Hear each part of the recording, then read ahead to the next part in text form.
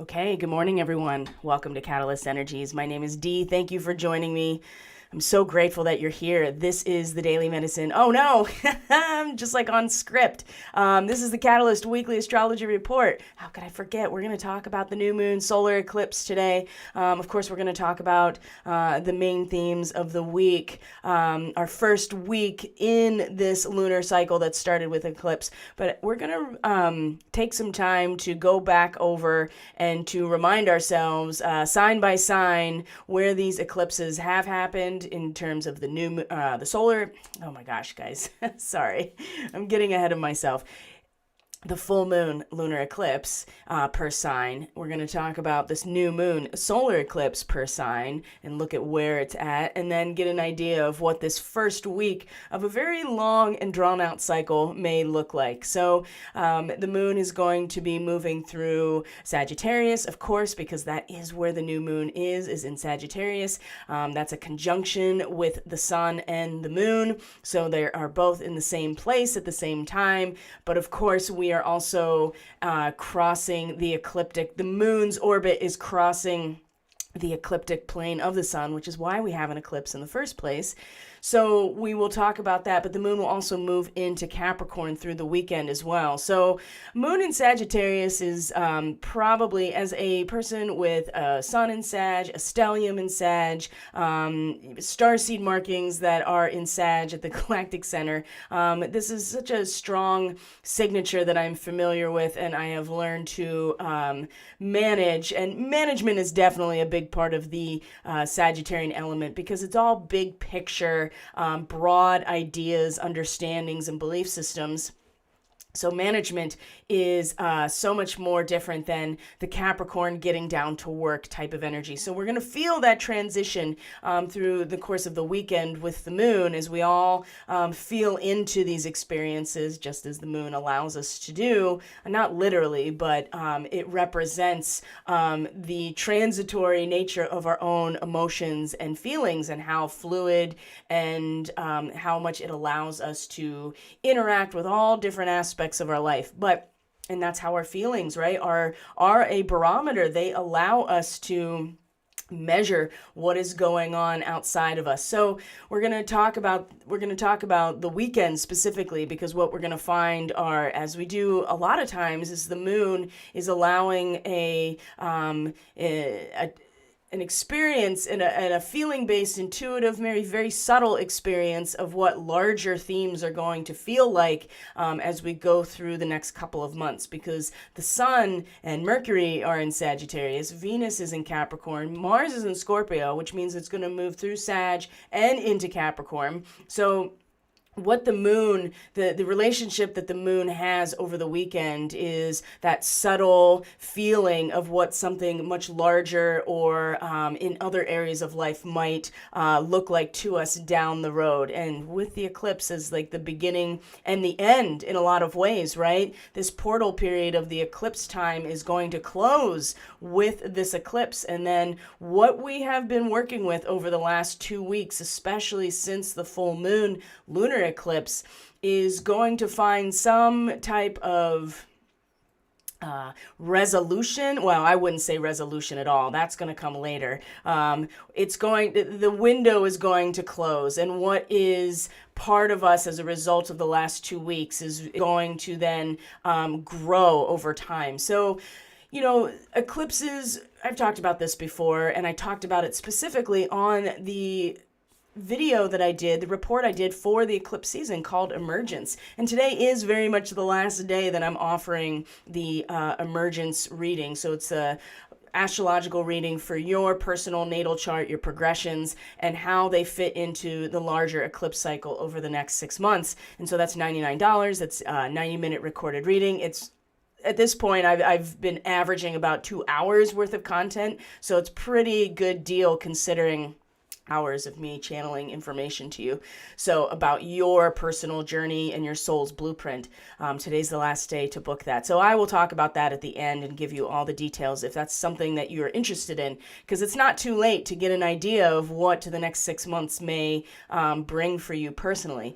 But the window is going to close, and what we have cultivated, what we have acknowledged, what we have felt in the last 2 weeks, what we've come to understand. I mean, Sagittarius is a big part of understanding the big picture, is going to be what ultimately is going to germinate and grow over the next 6 months. And eclipses, as much as they maybe represent not the best of omens from an astrological perspective, especially in more of an ancient, in indigenous types of traditions and cultures, one thing that we can do to honor this process that happens twice a year, no matter what, because that is just the nature of all of these cycles, is that to acknowledge that there are some things that are just going to take longer to grow and to come to fruition. And that is one way to honor these eclipse cycles, is that the seed that we are planting with this new moon, as we do every month, is actually something that's going to take much longer to germinate and to grow and to, reveal itself. And so be prepared for the next 6 months leading up to the next eclipse cycle, which starts at the very end of April, to be this very beautiful unwinding of this, as much as the actual energy of the eclipse itself is very difficult. It's very difficult. It's not an easy position in Sagittarius to be in, 12 to 13 degrees. I mean, the Sabian symbol says it all, right? Which is a widow's past is brought to light. So it's the idea that there are aspects of the cycle that have already closed and have found their ending point, and a new one is already starting. But what is emerging is what was unresolved as part of that last cycle. You can't hide from yourself, and you certainly can't hide from your past. And this is a theme that is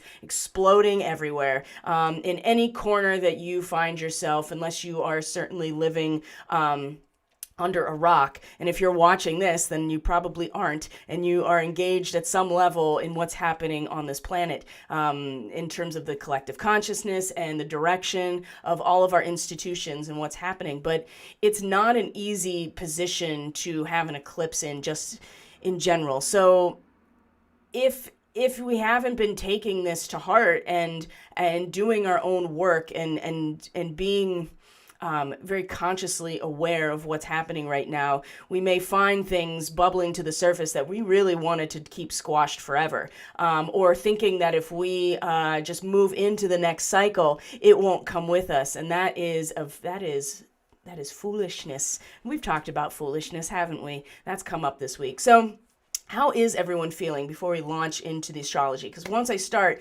as you know, and as you know, if you've had any readings with me or consultations, once the channel is open, it really gets very difficult for me to turn it back off. So I want to make sure that we're checking in first and seeing how things are going. And let me know in the comments, let me know in the chat. It's been hard to sleep the last 2 days, waking up about 1 a.m. Pretty consistently, and really struggling in my sleep. There's a lot of static and disjointed energy, and then I find myself needing to sleep longer in the morning, which is really messing up my schedule to sleep in. And I haven't set an alarm for myself in years. I haven't set an alarm for myself, which I prefer to keep it that way. I'm on a natural biological clock here, but the last 2 days has been a lot of disruption in my sleep. And I suspect it's just because there's so much erratic and confused energy. And the more we just keep bouncing off like we're in a pinball machine, which I do see a lot of, right? That's definitely happening because we've kind of put all of our eggs into certain baskets, and then we're just like, oh, that basket isn't actually as structurally sound as I thought, or those eggs are actually rotten, but I didn't know until I really started to smell them, or whatever, right? However you want to look at it. We are at a marker point. And I talked about this yesterday too with our infamous Omicron variant that I expanded on in terms of symbolism. we're at a marker point. And so you can get kind of dragged back into the divisive us versus them type of mentality about all of this, right? Or you are going to see this marker of this variant, which will likely be it'll likely be more potent than the other variants that have come across our awareness in the last couple of months. And I think there's a reason it was named that, and everybody under the sun right now that is into the occult symbolism is trying to dig on this and extrapolate on it, and that's fine, and I'm no different, but I do feel like this is a marker, like a pretty significant one, and with the eclipse involved, and the location of Omicron, the location of the star that is referenced by the Phoenician root of the Greek letter Omicron, which again, I talked about it yesterday in my transmission, is the fact that it's opposite of Antares. We have this Antarian eclipse. I mean, it's all kind of woven together. And the more that you are at least aware of it, the more that you can be consciously involved in, exiting the false matrix and being part of creating the new one, right? Part of so much of this is keeping us in this false hologram of back and forth, us and them. Oh my God. And I'm not saying that there aren't real things happening. There are absolutely real things happening. There are people that are continuing to be, a subject of their slave state in all kinds of different ways. That's very real. People are having real health problems. People are having real, people are losing people in their lives. And there are parts of the world now, there are people's literal bodily autonomy and freedom is being even more suppressed now. And so that's why I say it's a marker. It's going to really separate the wheat from the chaff pretty significantly. And so we have a choice again. And this eclipse is going to allow what has been unresolved from the last cycle to come to the surface. And I would say with how absolutely embedded the United States natal chart is with the eclipse, especially like directly on its ascendant, like to the degree, I would say that the Atlantean script is coming back around. It has been. I mean, this is not exactly new information, but what I do see is that we have to get to the roots of the intention behind what has been built, especially in this country, in order to flush out what is appropriate to be here and what is an intention of the highest good of this country, for instance, and what was the downfall, right? What was it that led to, if there was anything, right? There's so many variations on this story, and everybody has their own variation. And this is why, again, it's become so essential that we are really fine-tuning our own intuition and discernment so that we are consciously intending and participating in not propping up the hologram that will eventually lead us to being extracted into some sort of virtual reality world like the metaverse, but also too that we want to be focused on what we're building and why. And this eclipse is going to ultimately show all of us what hasn't been resolved from the previous cycle that will be embedded in the new one if it is not seen and released. So it's going to be an interesting 6 months to say the least. So we're going to look at the weekend, of course, and then we're going to go through the signs and just kind of remind ourselves again the areas of the life that these eclipses have been impacting and will impact in the months to come. So I hope everyone is doing well, taking very good care of themselves. Things have been interesting, having some groggy sleep myself. Yeah, totally. It's like, my cats usually wake me up early as well, and they have a pretty strict routine, and they haven't even been waking me up. So I know something, again, the heaviness may not be a terrible thing. There's an insulation or a cocooning that seems to be impacting a number of people in different ways. Hi there, the House of You Life and Business Coaching Services. I know you. Happy to be alive. Haven't had much activity in my dream state this week. Yeah, mine has it's active, but I'm not really engaging with it when I wake up, right? And for me, that's a good thing. Sometimes you just have to leave the astral to the astral and not try to like necessarily do all the battle yourself here, because zero sleep lately. Insightful dreams, though, how things really are type of theme. Oh, that's excellent.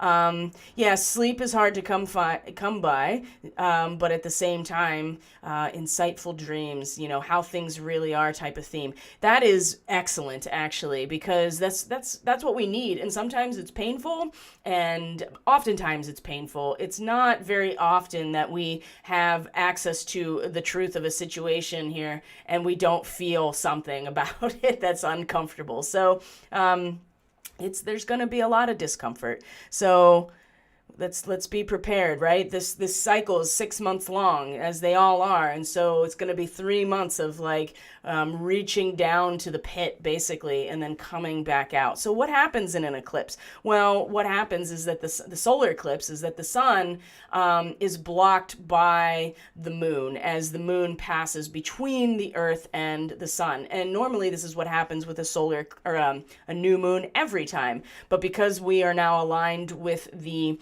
nodal axis of the moon, meaning the place where the moon's orbit crosses the ecliptic plane, there is a karmic cycle that is initiated and again, when we're talking about karmic cycles, we're talking about soul growth. It makes sense that we would want more time, that it would need more time to unfold. So the moon is blocking the full expression of the sun. When a new moon normally doesn't block the sun, it's just that we don't see the moon illuminated. So our own feelings and our own deeper sense of who we are, our subconscious realm, like the watery, nebulous realm of our own inner landscape, is blocking the full expression of what this solar position normally would represent. And so how we feel about this seems to be really blocking how we can find our voice through this. And so we are going to be grappling a lot with how we feel. Now, the moon in Sagittarius is a great placement, in my opinion. Not everything is so great in Sagittarius, including Mercury, right? It's at its detriment in Sagittarius, and that's where Mercury is right now. But a moon in Sagittarius corresponds to the 9 of Wands, specifically that second decan of Sagittarius, that second 10 degrees. So this is where we get strength from. And I think we need to really dig deep into what our belief systems are, and be willing to let them burn away if they are not appropriate to where we want to go now. And there are a lot of operations in place to keep our attention on other things right now. And the sophistication is mind-blowing, because even those of us who think that they know what's going on, right? You realize you're like, oh shit, there's a whole nother level of deception that I didn't even consider. So, again, this is a classroom in a lot of ways. So take advantage of that. I've noticed a lot of my friends being quite defeatist, and I'm like, no, we can still turn this around. Yeah, there's a lot of that. The defeatist attitude is, there's the giving up. And that hermit yesterday, really, in its reversal, that seems a lot like it. It's just like, you know what? I'm just going to tuck my tail and turn around and put my head in the sand, and it's not going to work. But you know what? If you've been paying attention to this channel and you've been paying attention to certain other channels, then you've known this whole time that this is exactly how it was going to be. And that if you were living in some sort of delusion that it was all going to magically just pop out and trust the plan here, like, who's the plan? We're the plan, right? And so I think a lot of those people are also feeling it. And it depends on where you were in the world too. It's not so much about it turning around. I think the decision has been made. It's about what's now coming out of the deep that has to be addressed first before we can move forward with where we all know we want to go. So if you're feeling defeatist, be honest with yourself. Find the place within you that you feel empowered, right? We talked about this yesterday. you have to find your voice, because that resonance is going to be what takes the gives you the ability to clear the way of the obstacles, not a lot of things, honestly. So if you are feeling this way, it's okay. Like, don't necessarily get down on yourself. And this is exactly when the wheat is separated from the chaff, right? When it is the people that are going to have the capacity to really stick with their mission. And the starseeds are no different. So it's okay. It's okay, guys. So let's just get into the astrology, because I think that that's going to start like making, pulling it all together into, you don't have to be a time traveler to travel through time. You know what I mean? Like oh, that's funny. How did that happen? I'm upside down. Let's see here. Sorry, guys.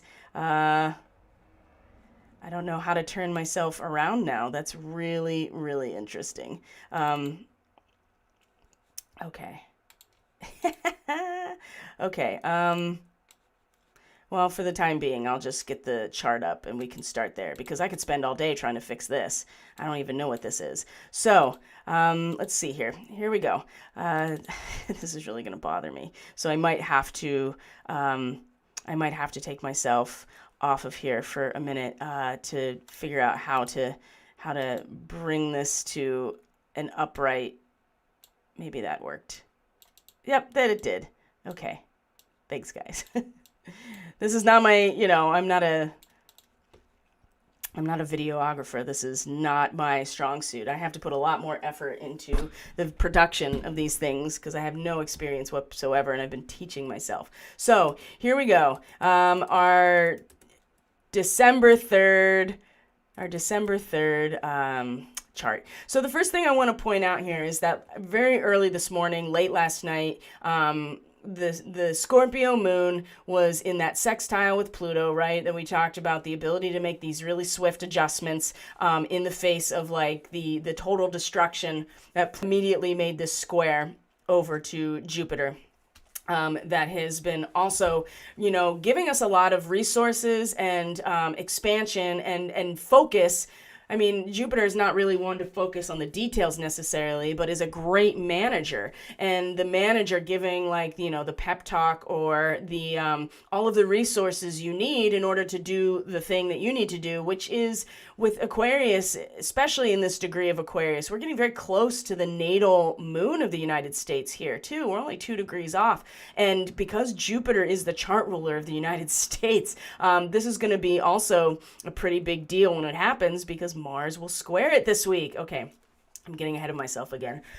So this happened early this morning, late last night, that square, that it's, the ability to make swift adjustments, and we're feeling that, right? We want to adjust ourselves. We want to move to a new territory when the needs present themselves, right? That we're so tapped into the needs of our natural environment that we easily morph or switch or adjust or adapt ourselves in that moment. And when it comes to Scorpio and Pluto being involved, these are things that can really help each other.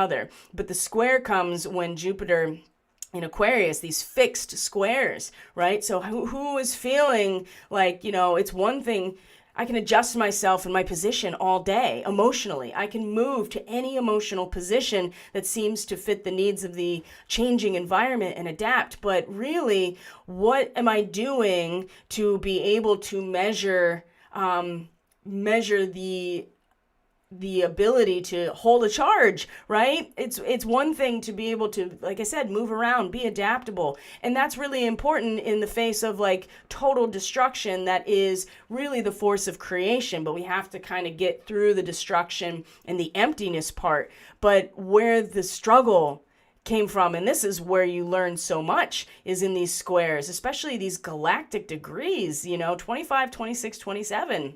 Or the galactic degrees, and especially Aquarius. I mean, this is in opposition to the Atlantean degree over here in 26 degrees Leo. So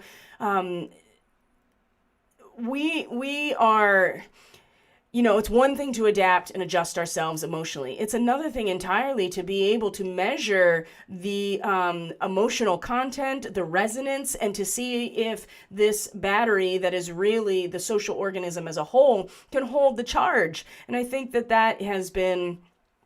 and we have all the skills, right? Jupiter is giving us everything we need except the actual act of solving the problem.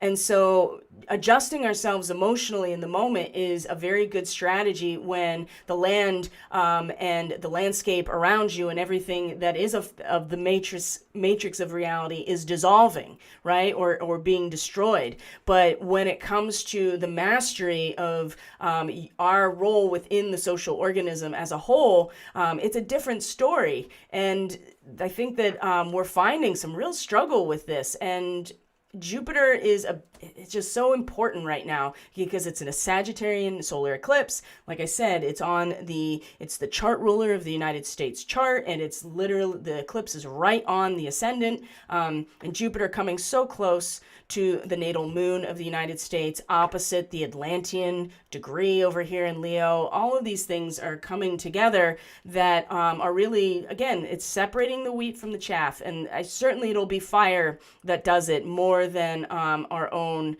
emotions, but our intuition in this moment is... at this moment, because now the moon is in Sagittarius. I think this has been a big struggle, but also an eye-opener, right? This is like a reality check right here. So when we came into today with our moon transits, let's start there, because the first thing that the moon did when it came in, just like everything else that came into Sagittarius, the first thing that happened was a conjunction with K2 in the south node, right? Those unconscious energies stirring under the surface, or stirring, right? The spirit that blows across the water and can have an impact on the rhythm, right? The waves of the ocean are impacted by the wind, and that is the spirit, right? That we can look at the element of air as the spirit being blown just like the wind or air. And so in that degree of Sagittarius, that second degree at K2, again, we are coming back around now to explore, at least in a moment here, right? Because this is happening now. This is happening right now, or had just happened. This stirring of unconscious energies, where we've been, and specifically like the turbulence under the surface, but also too how our own spirit and how our own mental activity, right? Because Sagittarius is the higher mind, but it has to start with Gemini. We can't get to understanding without knowledge, wisdom. And understanding in the big picture up here is different than information and knowledge and empirical data. We need those things first, which is where the North Node is.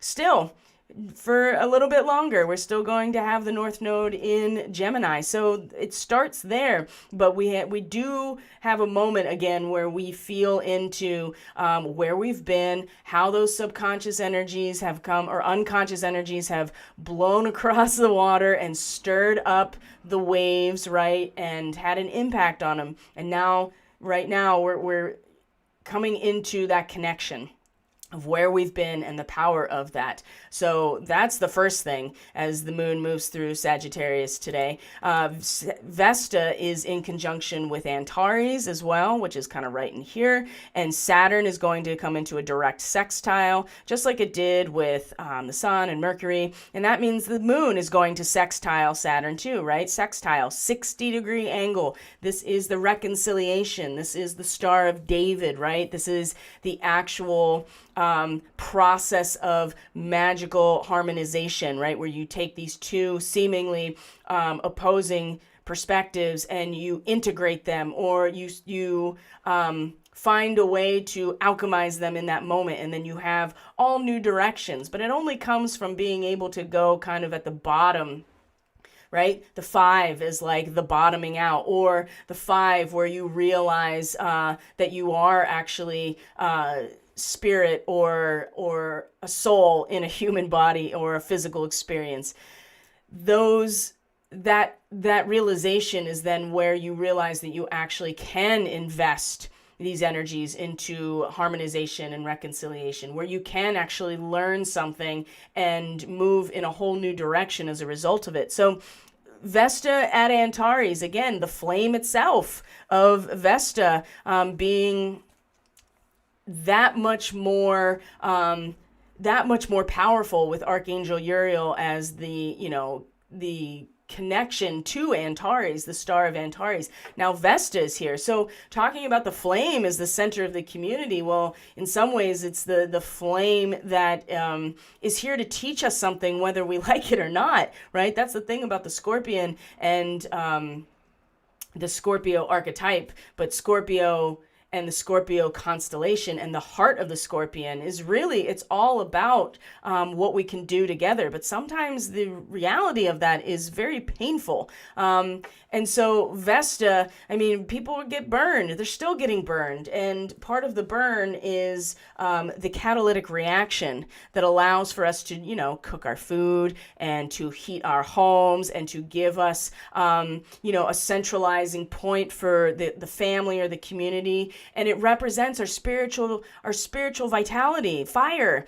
It is that which allows us to transcend in this reality, or in a material form, transcend the material, because fire has a tendency to represent that. So Vesta's here, and it's in a sextile, right, to Saturn. Saturn, that is the biggest reality check I feel like we've had so far in Aquarius, which is it's time to start seeing people as human beings and not screens that we project our own ideals onto, or to realize that we ourselves have been seen as screens in which a holographic reality has been projected onto. We have to realize this about ourselves, and then also see how we have been reinforcing that agenda through our own actions. And Saturn is, the paternal father figure, even though Capricorn is a feminine earth sign. Remember, Saturn also rules as a co-ruler of Aquarius. And so there is a masculine aspect to Saturn as well as the feminine aspect.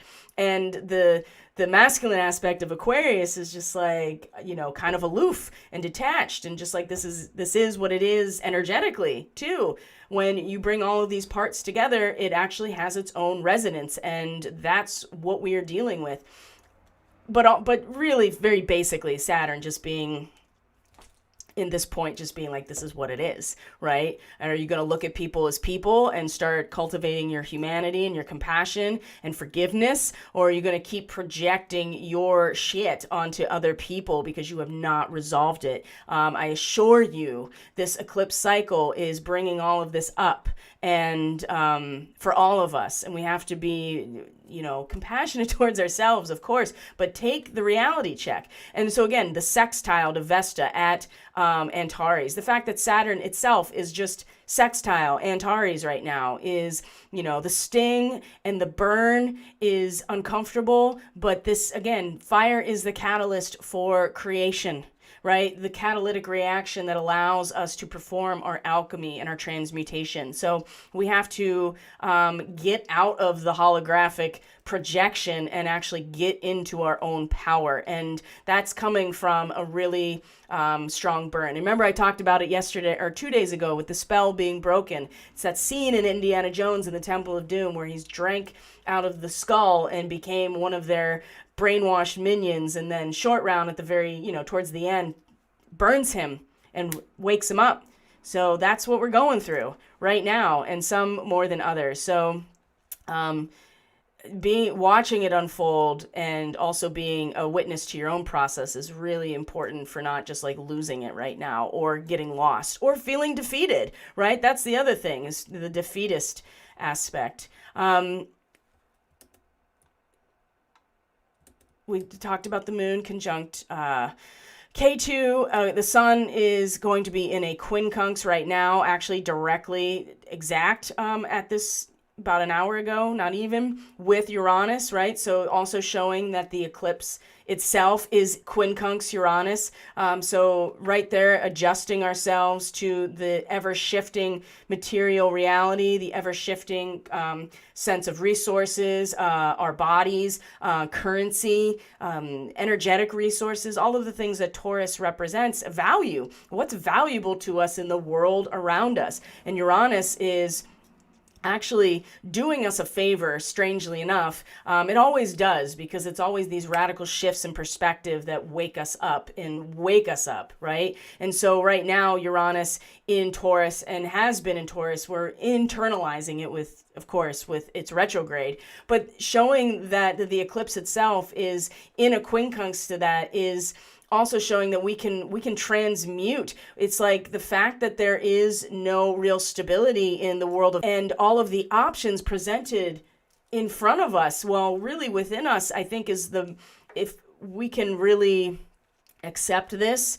and learn to find our still and our center, even though the world of value and materialism is not very stable right now. It's actually giving us opportunities to really consider what we want and what is valuable, and that's have a huge impact on us. But at the same time, it's very easy to kind of get pulled into the meaning of all of this and the intensity of the fire and the intensity of the retribution that ultimately 12 to 13 degrees of Sagittarius represents, right? Is that no matter what, even if you start a new cycle, you still are carrying with you as a person, me as a person, us collectively, the United States, for instance, we're still carrying it with us. And we can get really kind of caught up in that process. The transmutation opportunity here with the eclipse in quincunx to Uranus, I think, is a really important.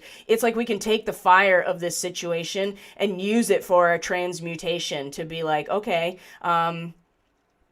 this is really showing me what actually is. So now I have a better sense of, maybe things aren't as valuable as I thought they were. Maybe I'm going to keep window shopping realities here so that I can get a sense of what I actually do want and what's valuable, and maybe realize that, manifestation of reality is really up to us and what we bring forward. And it's just that our power to do that has been harnessed for so long.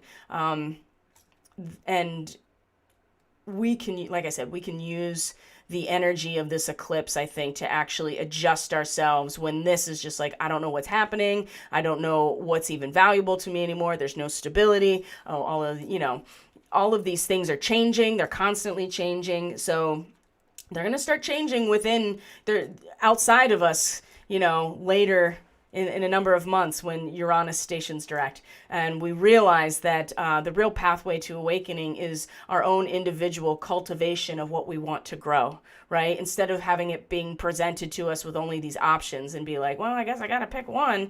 And the eclipse is going to be a big part of this. So that's the sun, quincunx Uranus right now. So we know that the eclipse itself is going to be in this in conjunct with Uranus, which is the agent of our awakening to our higher self, honestly. So, and innovation and futurism, right? Futuristic focus, thinking outside of the box, revolution, right? Revolution and reformation in a lot of ways too. So as the moon moves through Sagittarius today, as I said, it's then going to come into a trine with Chiron.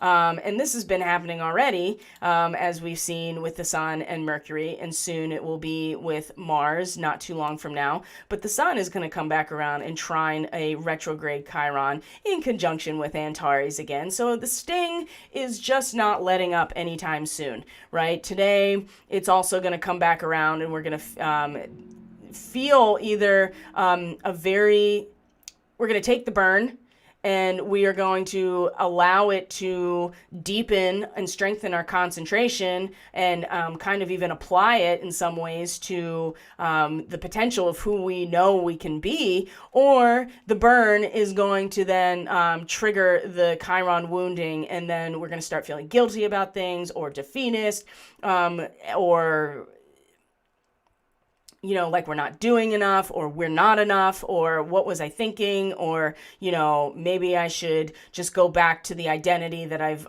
had about myself the whole time and not even try to grow or learn or heal. So again, it's just going to be this next impression here of just oh yeah, this is trying, the sting burns, but it's trying to help. It really is. And that's what the Antarian starseeds really, just like all of them, but they don't often come into physical form. So if you're an Antarian starseed in this life right now, then you really took a difficult mission. You did, because being in physical form for an Antarian starseed is not it's not very easy. It's not like the Lyrans that have been in this universe for so darn long that being in a body is fun.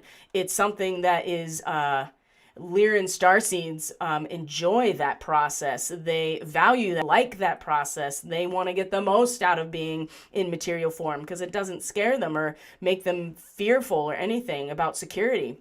Antarian starseeds don't even want to be in physical form. So if you are an Antarian starseed, or you suspect that you might be, I can help you figure that out. But also, too, that a good way to figure it out is if you have anything in your chart that is 9 degrees Sagittarius. That's a pretty easy way to figure it out. Now, there are other positions that influence that, either negatively or positively. But if you are an Antarian starseed, you took one of the most difficult, in my opinion, next to the Draco mission as a starseed, one of the most difficult missions. But it's always here to help. It really is. And sometimes the burning away of things, as painful as it is actually the best thing for us. And so this trine with Chiron is another opportunity. We might feel the burn and the sting, but if we realize that it's there to help us, we can really, it's like we can use that as a way to, conversely, if we think about it kind of like in the opposite direction, our focus and the spark of our spirit and our soul that really is at the center of this experience, we can also find familiarity with this feeling of understanding and big picture and the fire and how important it is to the process. So these things can really help. But if we are not working with this energy, and you're going to see this, and you have been seeing it, I guarantee it, this is just going to reinforce the wounded healer, victim savior narrative even more so. And I think when Mars eventually crosses over into this general area and makes this trine, oh my, that's going to be, it's going to be very combative, I think, in that moment. But we'll talk about that later. So then the moon comes into that sextile with Saturn, just like we talked about earlier, really bringing this to the surface internally, something that we are all feeling, and conjunct Vesta. So again, we get to connect into the fire itself and feel it, and feel its potential for catalyzation, for transmutation, and also allow it to invest that into taking responsibility for ourselves and taking responsibility for what we may have been participating in unknowingly. That's the other thing, is that when you realize that you're like, wow, I've been participating in this process and I didn't realize that I was actually fulfilling somebody else's agenda, you don't have to feel bad about it necessarily. You have to just wake up to it and be like, oh, I was wrong, or oh, did you see how easily I got swept in? This is the benefit of Saturn right now. I know Saturn always gets a bad rap, but we don't get out of the reality of time, space when we're still in this third dimension in these bodies. Now our density of consciousness is changing, right? Fourth density into fifth density. But as long as we're still in a physical body, Saturn is still something that we have to pay attention to as an archetype and respect on some level. I'm not suggesting worship Saturn. That's a totally different thing. I would say respect, be realistic about it, understand it. That makes more sense to me. So this is by the end of today with all of this early Sag energy. So honestly, it slips right into, the eclipse after that. The eclipse is at 2:45 a.m. Eastern Standard Time, as we're going to see.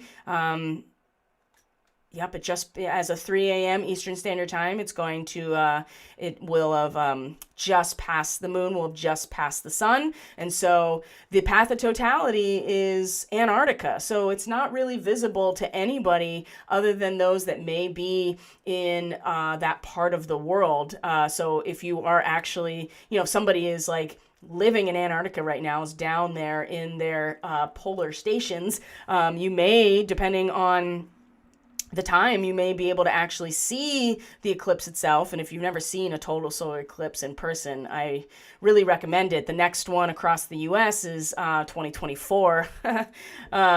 I really recommend it. It's going to cut across the United States again, and it's going to be very close to where I live, just a couple hours drive away. So it's pretty remarkable if you've never actually seen one before. It will really humble your perspective on the power of these huge cosmological cycles in just the actual material reality, not to mention the energetics.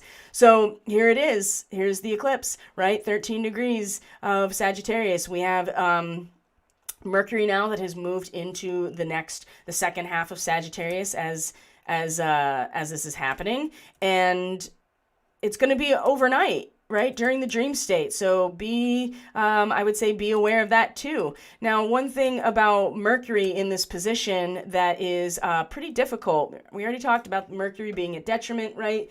In some ways, it can bring some more like detail orientation or more logical approach, or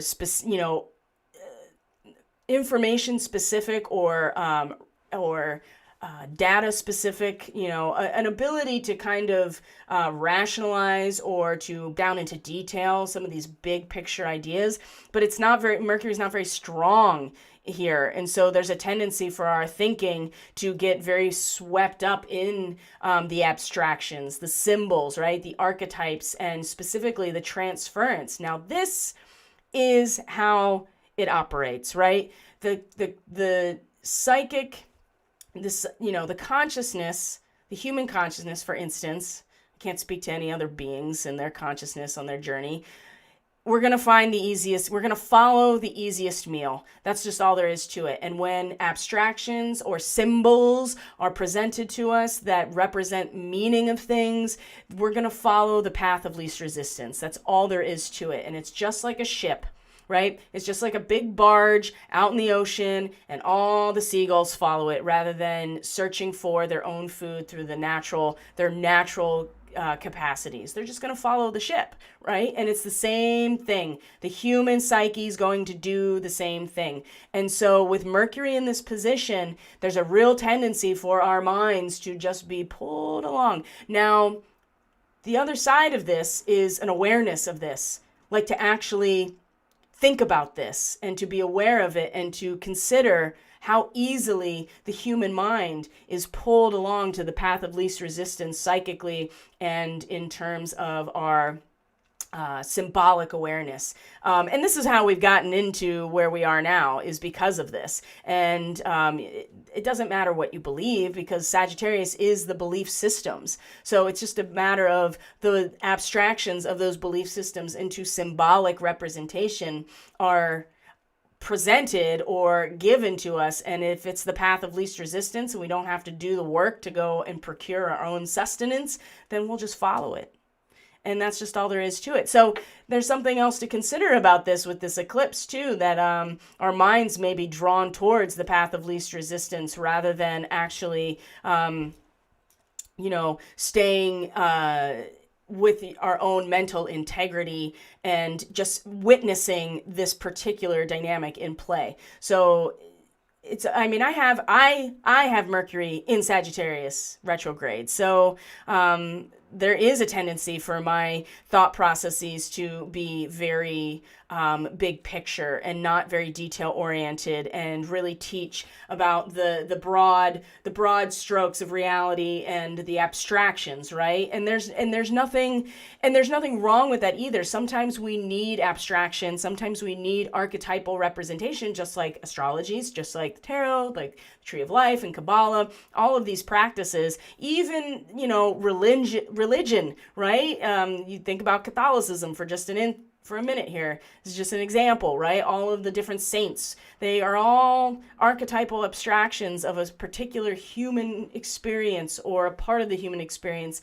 that is so much easier for us to interface with. I mean, language is the same thing. So there's nothing wrong with being able to consider this, and to also allow our consciousness to, at least for a time, maybe we need that. Maybe we do need that. But I will also tell you that the June 5th lunar eclipse in 2020, when the riots were really starting after George, the whole snuff film with George Floyd, right on the moon, the eclipsed moon was right here, was right on this degree. So I don't know, something to consider as we go back and do this retrospective, especially of eclipses, right? You can see how people were led very easily into the reality that we're experiencing now. It really took very little to get people in line. So as we move past the eclipse, I want to also point out that Venus is at 22 to 23 degrees of Capricorn. And speaking of retrospective, if you remember the great conjunction of Saturn and Pluto in January of 2020, right? We know that it was the beginning of the end. It was the solidification of the destruction of, there was no turning back from that. Nothing can stop it. And it was brought into form in that moment, right? It was solidified. It was a stake in the ground, right? At that moment. Well, that's where Venus is, that exact degree at this eclipse. And this is about a balancing of accounts, a recompense, right? And the reward offered by society for the fulfillment of individual responsibility. So Capricorn is about group integration. It's about crystallization of what we create together into a large institution, right? It is the geometrical fractal of our reality that unfolds, and everything that is part of that is a result of what we all contribute together. And so the balancing of accounts, a recompense, right? There's nothing that can stop what's coming. And that was solidified. That was, like I said, it was anchored. It was a stake in the ground at this degree in January of 2020. And so now Venus is here, right? Venus, who is getting so much closer to Pluto in general. I keep getting a strong Persephone vibe here, getting very close to this raw, dark, powerful entity of creation, right? That it's like everything that we value, and the whole deer that is represented by Venus in particular, getting so close to the total destruction of it, but also there's an attraction there, right? There's an attraction because Venus is obviously about attraction and magnetism, but there is an attraction.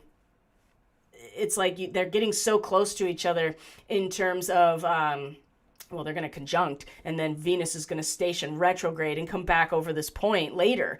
So, but again, the value, right? It's something very palpable to our lived experience in the material world as we feel this recompense and this balancing accounts. And it's, could come through our relationships, right? Our resources, the projects that we are working on, anything that has value to us and allows us to feel secure and comfortable in this world is up for review. And also too, I would say, is that balancing of accounts and that recompense that is so connected to this eclipse is also going to be felt so directly into the world of value for us. So knowing where this happens in your own chart can show you the area of life that is most likely going to have this really strong connection. So let's see what else is happening on this eclipse. So, and I'm just looking over my notes, so when I'm not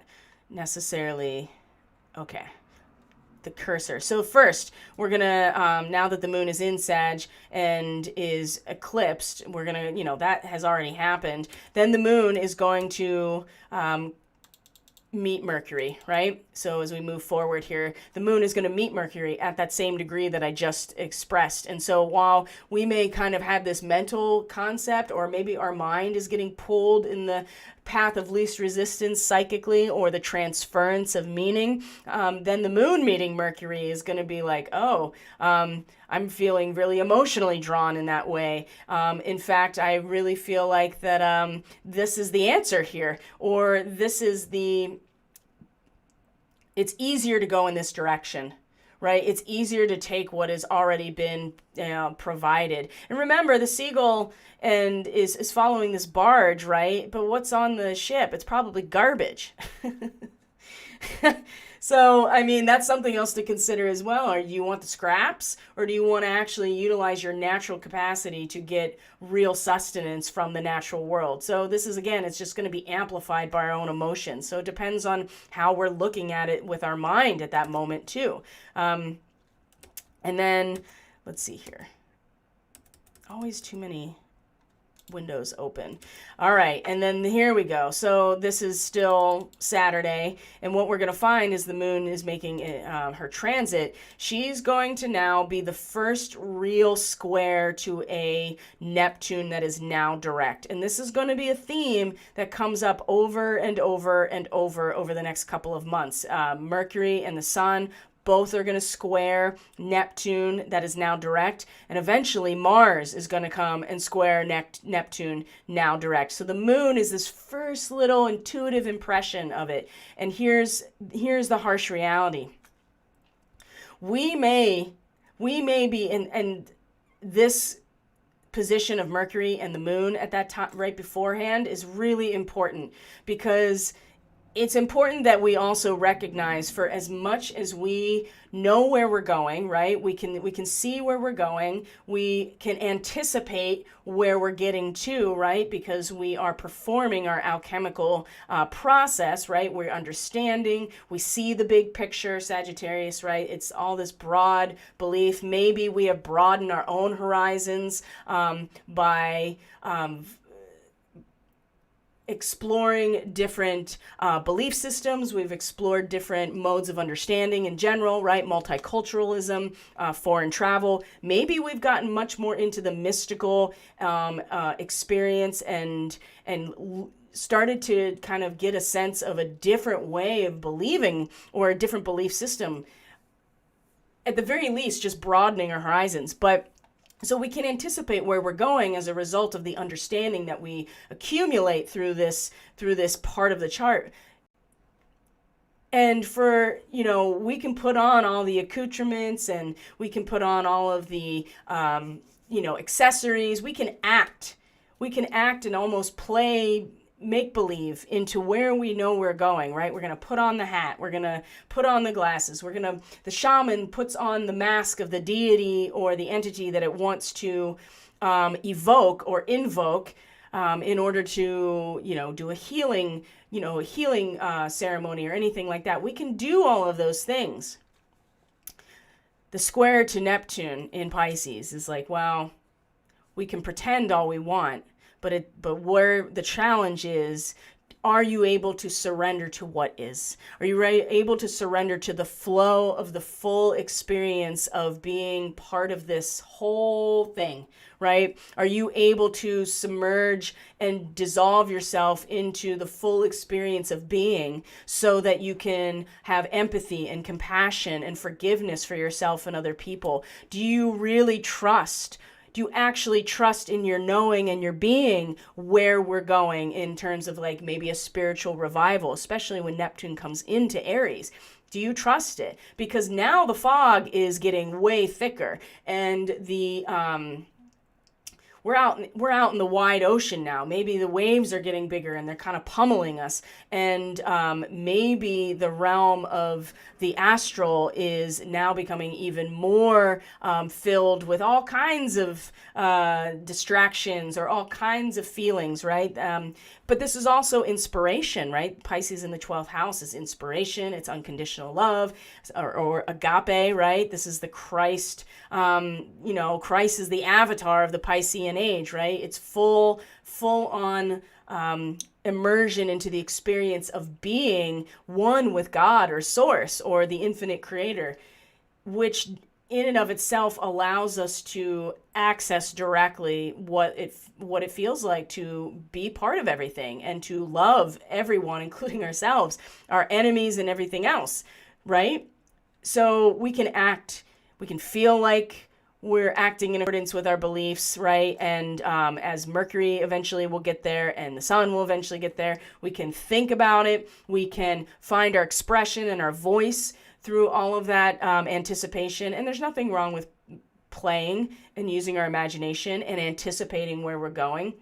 The square, the challenge to this is really going to be, do we actually trust the experience of it? And I think that this is going to be one of the hardest squares, but also it's really going to be, it's going to defeat people, one after the other if you don't know or you don't have a sense of what this could represent for you. So again, knowing where these things are happening in your chart. Also something to consider is that 20 to 21 degrees of Pisces is a Lyran starseed marking. So again, this is really, you have to have fearlessness to, go into these realms. This is the quantum realm of Pisces, everything and nothing, the Akashic field, the morphogenetic field. You have to actually have a sense of internalized leadership and a sense of security and fearlessness to safely and confidently go into the quantum realm without being just like completely lose yourself. And so are we going to be able to trust it? This is going to just that we make at trying to wear all of the costume of where we know we're going. And there's nothing wrong with that. I'm just saying that this is going to dissolve all of the, every time we do it, right? It's like you put on the mask and the mask is just going to, dissolve away every time. So it's going to test us. And the moon on the 4th, tomorrow, is the first impression of that, of just what it'll feel like, right? And the moon is, very comfortable in Pisces. So it also, we may have strength here as we are in that second decan of Sagittarius, referenced by the 9 of Wands, our strength. We're going to really need that as we face what Neptune in Pisces represents, because the fog of war is getting thicker, right? The propaganda is getting more intense, right? There are all kinds of things getting shot out at us in order to, keep us off our center and in our stillness and in our very pure sense of who we are.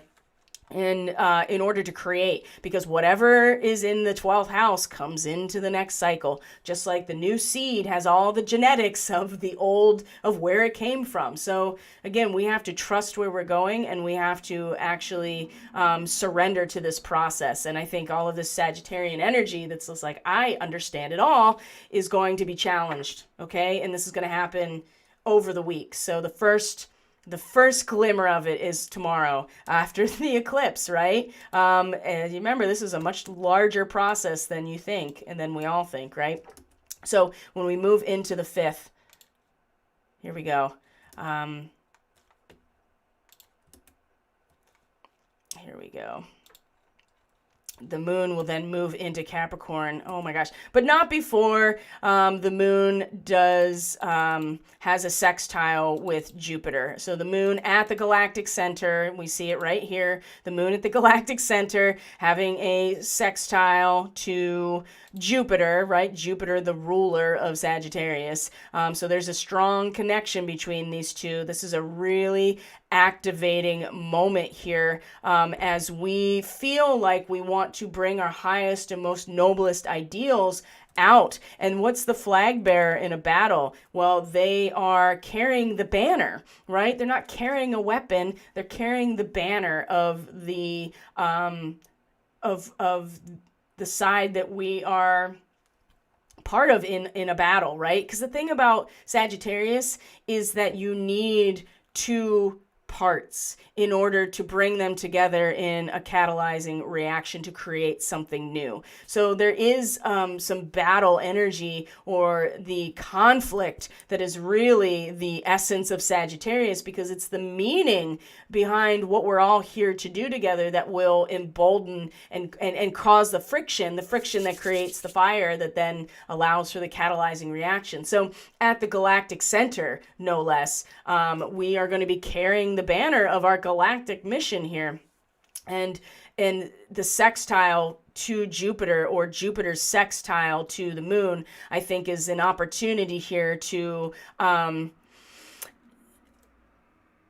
be able to utilize all of the resources that we are being presented by Jupiter, right? All of the good luck or fortune or management here. I'm going to give you everything you need in order to solve this problem. And I think that being able to invest that energy into a very strong and very emotional connection to holding the banner going into battle, right? The galactic mission, I think, is going to be really important, because once the moon comes into Capricorn, after this, we're going to start we're going to start feeling the seriousness of it, and feeling the urge and the drive to start putting it into form. And this is what Sunday is really going to represent. So the first thing that'll happen, of course, is a quincunx. You can see that right now, to Rahu, or the North Node. And this is just, a gentle reminder, or maybe not so gentle, that, we are in a point of, I wouldn't say stasis necessarily, but we're in a position of openness in our minds. As at a soul level, that's where we're being pulled in order to evolve, and without any real consideration of what kind of impact it's going to have later. And this moment here is the recognition that with great power comes great responsibility. Purely. So, and part of that power is that sometimes that there is damage by war, because the war is how we, in Sagittarius, no less, the war is how we claim that power, right? And there's damage, and it's a waste of our collective resources, right? War, what is it good for? Absolutely nothing, right? And so, but we still feel completely compelled to participate in it, either within our own selves, in our intimate relationships, in the world around us, and then as a global society. So we're feeling just in that moment, how do we stay open to receive information? How do we stay open to receive reason? How do we stay open to receive any kind of information, and specifically what we have initiated looking for or trying to discover? But at the, how do we adjust ourselves when we feel so strongly that it also comes with a price? And right here with Gemini, the thing about Gemini is that it is not really considering the impact of the development of consciousness. And with the moon in Capricorn at this point, there is a very strong emotional and feeling-based experience of there is a consequence eventually if we participate in it. So we also have to see, we're going to feel into what those consequences of the battle are, which is a waste of resources, destruction. You have to then focus on the repair of that destruction, and it's important that we realize, and we'll definitely realize that, because the thing again about Sagittarius is all the meaning and all the fire and all this Antarian energy. It's like, we have to just accept the real consequences of this destructive process. And there's nothing, it's not about that it's good or bad. It's just a matter of transmuting something that we're not even, you don't even think about that at this point. And Gemini, you're just thinking. It's just thinking. You're just thinking and considering and playing with ideas. And this is where we're being pulled still. But there is a moment here where we have to accept, or at least feel into the other side of this grab for power, wherever that's coming from, right? Because there is war on the horizon if we don't realize that we have been kind of manipulated into it. So the moon is, it's going to move through Capricorn, and again is going to show us a really important square that's going to be happening through the months, especially as everything starts moving into Capricorn. Venus will station retrograde just after passing Pluto, and she may, I don't think that she's going to get quite into an exact square with Chiron before she stations direct, but it'll be pretty close. But definitely the Sun and Mercury and Mars are all going to come into Capricorn and square Chiron. So especially at this degree, again, can we keep our attention focused on the potential of who we each can be, and not get pulled off of that focus by all of the past wounds and the past identities that we have been holding on to that we don't even realize, a lot of us. Some of us are very aware and are trying to and working very diligently on letting these things go. So, but the square to a moon in Capricorn is this moment of being aligned with the universal rhythm, not just our own potency within ourselves, but the resonance of the geometric structure that is our material reality, and being in tune with it. So we're going to feel in tune with that. So why a square with Chiron? Because Chiron is about the individual, or Aries is about the individual experience. So while we are feeling, each of us feeling in alignment and attuned with the universal rhythm and resonance of the world that we are still living in, because we, and what has been, or potentially what has been presented to us as a holographic matrix, the square to this moment is about, again, who we are individually. And so it can be very disorienting, I think, to confuse these things, or to not realize that there is a difference, and that the meaning that then turns into actual form, right? Transmutation and alchemy and manifestation. It just really depends on what alignment or what resonance that you're finding yourself aligned with.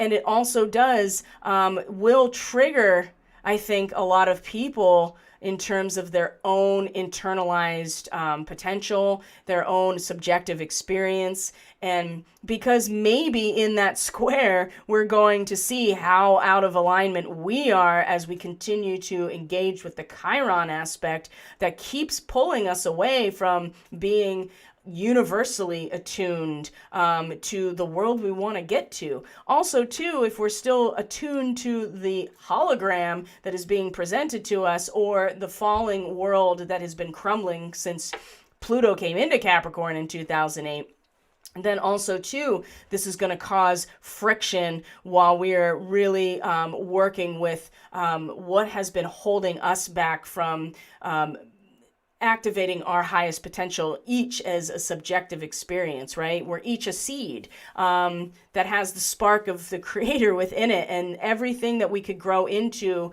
is encapsulated in that seed. But if that in itself is corrupt, then we really have a hard time, that's what we're going to take with us as we grow. And with Chiron there, we're all addressing what has been imposed upon us in terms of an identity of less than that we're taking with us into our own growth process. So it'll be a moment of awareness, with the moon coming over this point in Capricorn, I think. And then let's see. I think that's really the main transits as you see for the weekend. So Sunday, the moon starts her transit of Capricorn. So by Monday, we're going to, she's going to meet Venus, she's going to meet Pluto, and things are really going to start, surfacing that normally would be very repressed. But at least we have the balm of Venus in some ways. It's like a soothing salve when the moon crosses over her in Capricorn to be like, okay, that's where we are committed, right? Like even if we look at the next day and where the moon comes, this is Monday the 6th, we see that the moon is going to meet Venus at 23 to 24 degrees Capricorn, which is, a total commitment to a transcendent goal.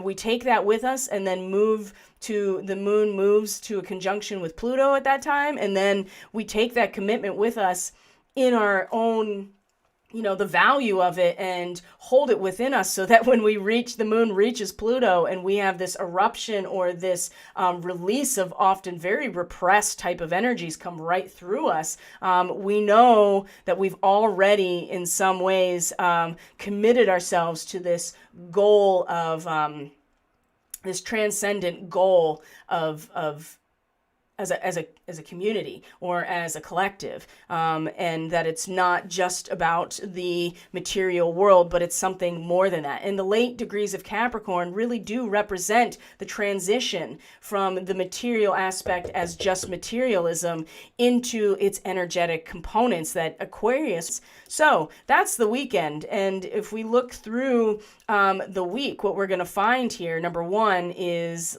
as I talked about, the moon moves through Capricorn. Mercury is then going to have that same square to Neptune on Tuesday. This is Pearl Harbor Day, right? December 7th. We also are going to see that Mars, speaking of, a soldier in Scorpio, in late Scorpio, and being very, this degree is very aggressive, and it's an aggressive glorification of our collective values. It's like a military parade saying how great we all are. And Mars in this position on Pearl Harbor Day, something's going to be expected to get on board with, to the point where it's going to be, people might be very forceful about it. But it's in square again to Jupiter. Jupiter in Aquarius and coming into even closer to the natal moon of the United States. This is very aggressive, right? And intense. This over here is the opposite of that almost. Not totally opposite, because that would be Taurus. But in Aquarius, the highest version of Aquarius, like the real mastery of the Aquarian essence, is being so plugged into the natural nature, right? And the natural cycles, and what it means to what the energy is that moves through a material realm or through the social organism as a whole. It's delicate, right? It's based on delicate feelings, artistic tendencies, right? Like a sense of beauty. And so in a square to Mars, that's just like military parade and let's get all worked up about it. It's, that's going to be it's going to be a difficult square. So pay attention to that too. Time that Mercury is squaring Neptune. And again, the meaning that drives people to war is really found in Scorpio and Sagittarius. And so again, Mercury in a square to Neptune, as well as we talked about earlier, when the moon is a square to Neptune tomorrow, is again, we can pretend all day and put on all of the costumes and all of the accessories of where we know we're going, but it's really no match and is going to really spin us off and force us to adjust ourselves. It'll force us to lean into this and just get what we can out of it, because again, Neptune in Pisces now direct is just like, well, I'm just gonna wash away all of that too, right? Water just over time just destroys even it destroys the earth, right? It wears down actual earth. It certainly puts out a fire, that's for sure. And I think that's what we're going to find here, is that every time we try to like step into like, oh, I know the meaning and I'm going to act with that meaning, wave is going to come over and put out our fire. So I think that the square between Mars and Jupiter at this moment is actually going to keep, and again, galactic degrees, 26 degrees. It's going to keep us in our lane here and keep us honest with ourselves. Not to say that this is bad, but we can't, the square is going to force us to lean into this angle here and come out of it recognizing how we... I don't know, just recognizing, the benefits and the downfall of this, and also that, over here with Jupiter. Normally when Jupiter and Mars are interacting with each other, they tend to, because one's a soldier and one's the leader, and they're both fire. They're both planets that rule fire signs. So, they're both very very sure and confident and ready to act on themselves. So this is going to be, and let's see what else is going on. And then the moon will come into Aquarius. It's going to meet Saturn as well. We'll meet Jupiter by the end of the week and move into Pisces, which means that on the first quarter square that we have with the moon in Pisces, it's going to be pretty much in conjunction with Neptune and the sun in Sagittarius. So that very... it's mutable squares, right? We are going to really feel very menaced. And also, too, we want to really get to, again, it's about, we understand the big picture, so we want to get to where we know we're supposed to go. And again, the moon, especially the moon meeting Neptune at right after this square, is going to... Again, it's just going to be a big wave that's going to come through and just douse our fire of meaning and have us really working with this Piscean energy in its entirety. Because this is where the, Pisces is, nothing escapes the cycle at this point. So let me see here. I just want to look at something real quick and then we'll move on to the signs. And then that way you can, you know what I forgot to do? Oh, man, it's just been like this all week, right? I forgot to pull up all the glyphs for each of the signs. So I really apologize about that. I don't have time to do it right now. I have to go pull them all out of my hard drive and then put them into my streaming software. And it would just take a lot of time. So if you're going to come back later, or if you're watching this on the replay and you want to just hear your signs, you're just going to have to scroll through. But I will tell you, I'm going to start with Sagittarius. So if that gives you any indication of where you, where things are going to start and where you can kind of like orient yourself, that is totally where I'm going to start. And so, let's see here. Hold on one second. Seems really important to reference. Yeah, the foresighted use of natural resources, right? This is, again, this part of the strength of the second decan of Sagittarius is, it's one thing to act it out, but it's another thing entirely to actually do the work that's needed to ensure that you're going to have what you need in the future. And again, this is the fire being doused by not only Neptune, but also the moon in Pisces squaring it. I really don't want to reinforce the sense of defeatism, but it's so strong now. So we have to be aware of December's potential to really put out our fire. And I think that there's some people are going to want it to go out because it's just too uncomfortable to feel the burn. But ultimately it's going to it's there to assist us, right? It's there to burn away and purify. So the water can be very soothing at the same time, but I also feel like that people are really going to just lose themselves and really struggle. But this square between the moon and the sun on the 10th of December, our first quarter square, is a crisis in action. So what are we going to do?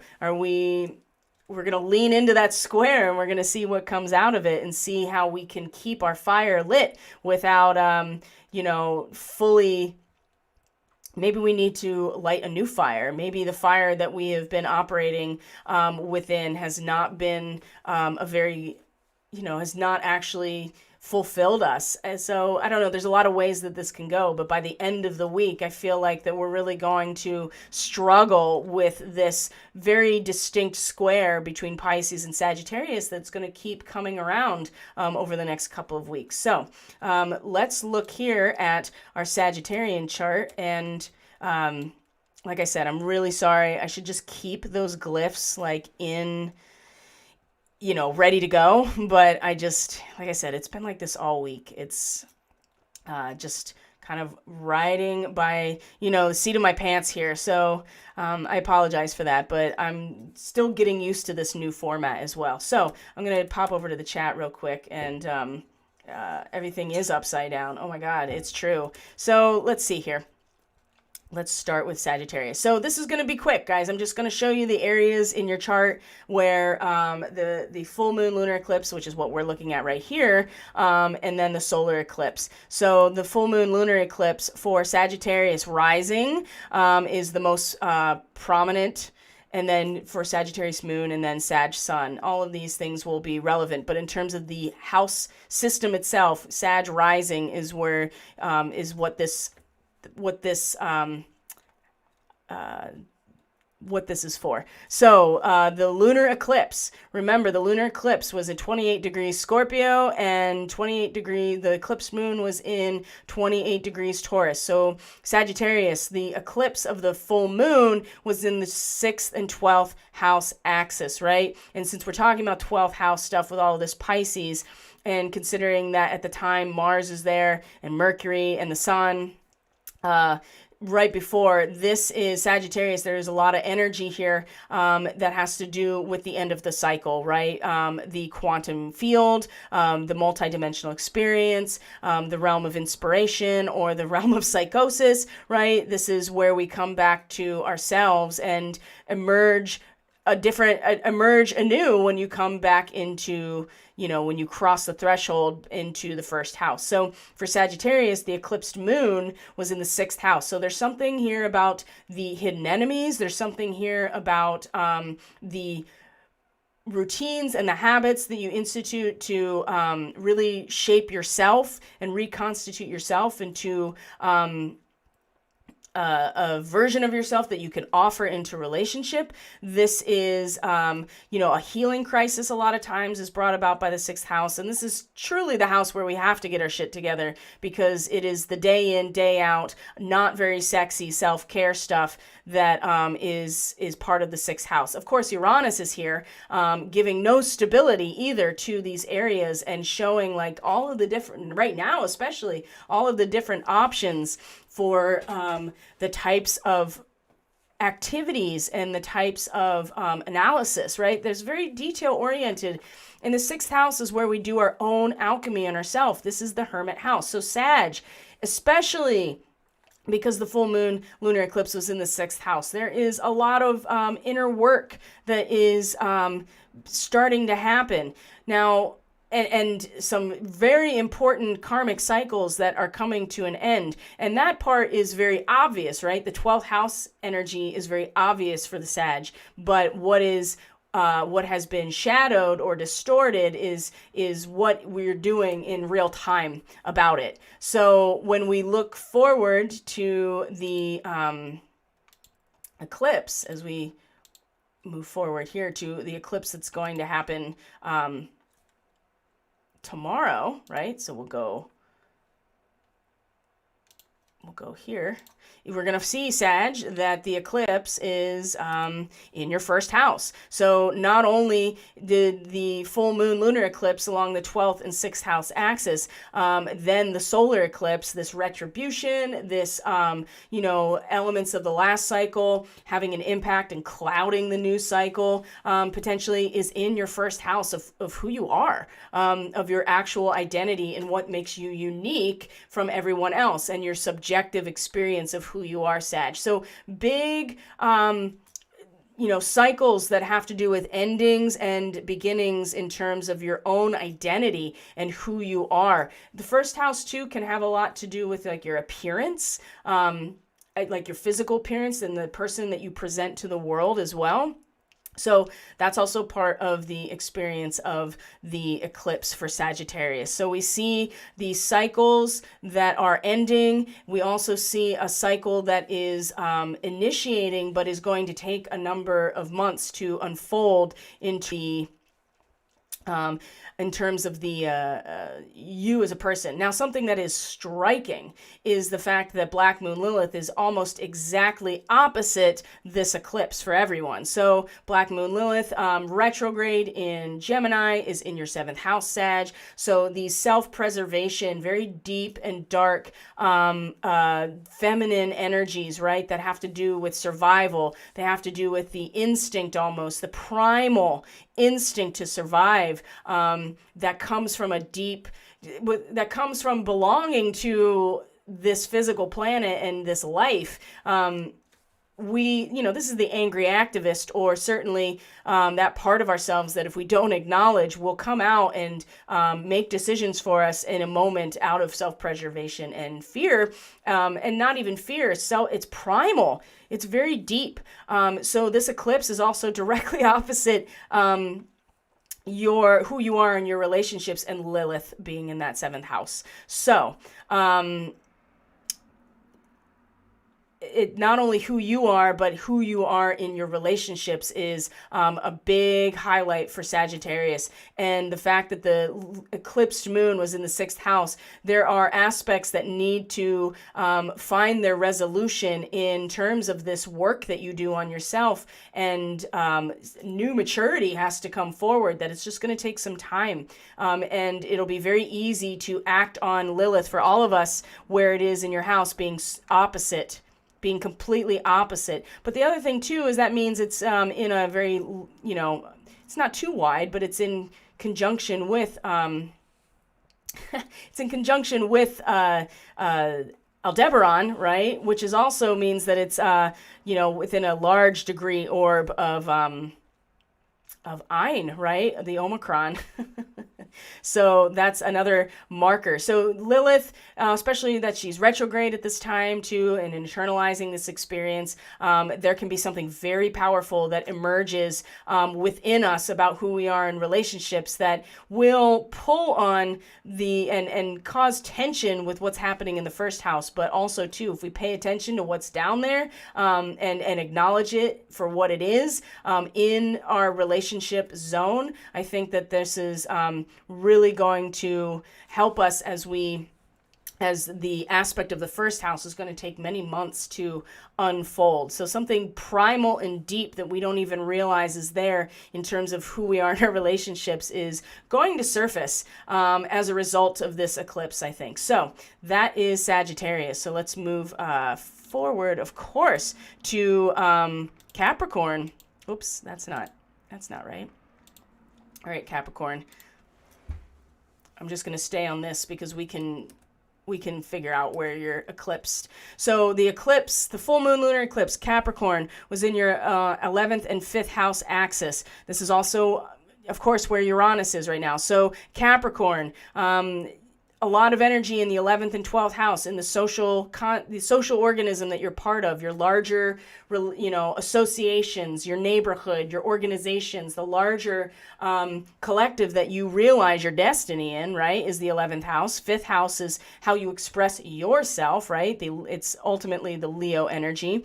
Not a lot of stability here, is there, Capricorn, with this eclipse, or with Uranus here. So the eclipse with the moon was a distortion of something something that really needed to be released in order to mature into the next cycle with your creative expression. A lot of energy, of course, and illumination in terms of the environment that you find yourself in and the whole of humanity. But when it comes to you expressing your voice, this is what was eclipsed with the lunar eclipse, and then of course with Uranus here. That's also, there's not a lot of stability here, and there's a lot of internalized shifting on a regular basis of what this means. So in terms of the solar eclipse opposite Lilith, in your 12th house, Capricorn, and so this is an immersion of these a cycle, right? The spiritual, the transcendent realm, the realm of dreams and inspiration, also the realm of isolation, the realm of mystics, right? This is the spiritual realm. This is the quantum realm. This is the Akasha, right? The 12th house is surrendering to the whole, and everything that has transpired over the course of this whole process is collected in the 12th house and then reformed to come back into this first house, where you do have, of course, Venus and Pluto right now. So the eclipse, I mean, this is something that is very karmic for Capricorns, that is making itself, that's going to, emerge over the next 6 months in opposition to Lilith. So there's a primal urge in this area of your own reconstitution, surrendering to yourself and to the habits, routines, and actions of self-care that are really necessary for you to reconstitute yourself. And so while this is going to take some time to karmic level, there is a primal urge to really address what you can address in your actual daily life, to purify yourself, to reconstitute yourself. And it's going to be very deep, right? So, and you may not even realize that it's there. And the 6th house is the house of hidden enemies, right? Because when you make a decision to really be meticulous about yourself, it brings all of that shit out of the woodwork. And so there's a primal need here that is going to be expressed at the time of this eclipse that I think is really going to actually assist Capricorn in the work they need to do on themselves in order to facilitate the emergence of that which is going to cloud the next cycle, right? I think Lilith opposite this eclipse for all of us is going to is like surprisingly is an ally right now, a primal ally that is going to pull out of us the areas that we need to really pay attention to, and is coming out with this eclipse as a means of survival, right? If you bring the cloudiness from the previous cycle, even though it's ended, right, karmically for Capricorn, if you bring it into the next cycle, it's going to cloud and leave impurities in what you create. So working on oneself for Capricorn in some way, whatever those routines are, whatever those habits are, whatever your practices are, there's going to be such a primal urge to address it in the now moment when this eclipse is, coming to fruition, because there's not a lot that can be seen necessarily right here in the 12th house, because this is so nebulous of a world, and it's multidimensional and it's quantum. But this is where a lot of the attention is going to be, is the social collective unconscious. So again, allowing this primal emergence into the area of your own habits and routines, Capricorn, is going to be very important.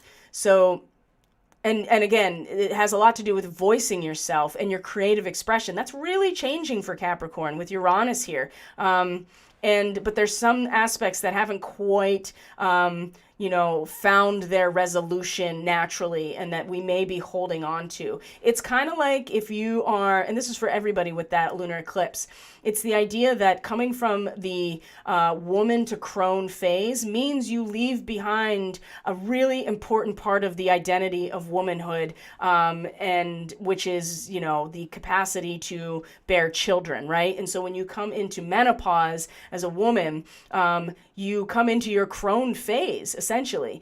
And it's a natural process, and you come into a new mature phase. And we're all dealing with a distortion of what that is right now because of the eclipse. And so for Capricorn, it's in the place where you find your joy. So there's something that needs to be let go of. And, Uranus is going to make that a lot easier, I think, for all of us. As much as Uranus is like, hey, there's no stability, but it also forces you to innovate and to think outside of the box and consider that there are maybe way more options than what you had realized about how you express your authentic self. That's more part of the lunar eclipse and what needed to be left behind, because what you express is what you take with you into the 6th house, and use that passion to actually start making real change in your life. And you're going to feel a really primal urge to start making change in your everyday life that is going to impact ultimately what comes out karmically for Capricorn. And of course, you have Venus and Pluto in your 1st house. So your identity has been going through a massive overhaul. And now you're really starting to identify the value of who you are in general with Venus there. So Aquarius is next. So good old Aquarius rising. Remember, we're talking about the rising signs here. And so moon, you can do Aquarius moon as well. And that will be relevant. And then of course Aquarius sun all of this will have imprints somewhere, but in terms of the houses. So Aquarius, right? The full moon lunar eclipse was in the 10th and 4th house, right? The axis of our power, which is the cusp of those houses, the IC and the MC. So the sun and Mars, of course, and even the sun and Mars and Mercury, they're all in the 10th house, career house, right? And more than that, it is the area of life where you realize the zenith of your mission and your destiny and what you contribute to society as a whole, right? What have you offered through your meaning and your deep feeling that is meaningful to you and really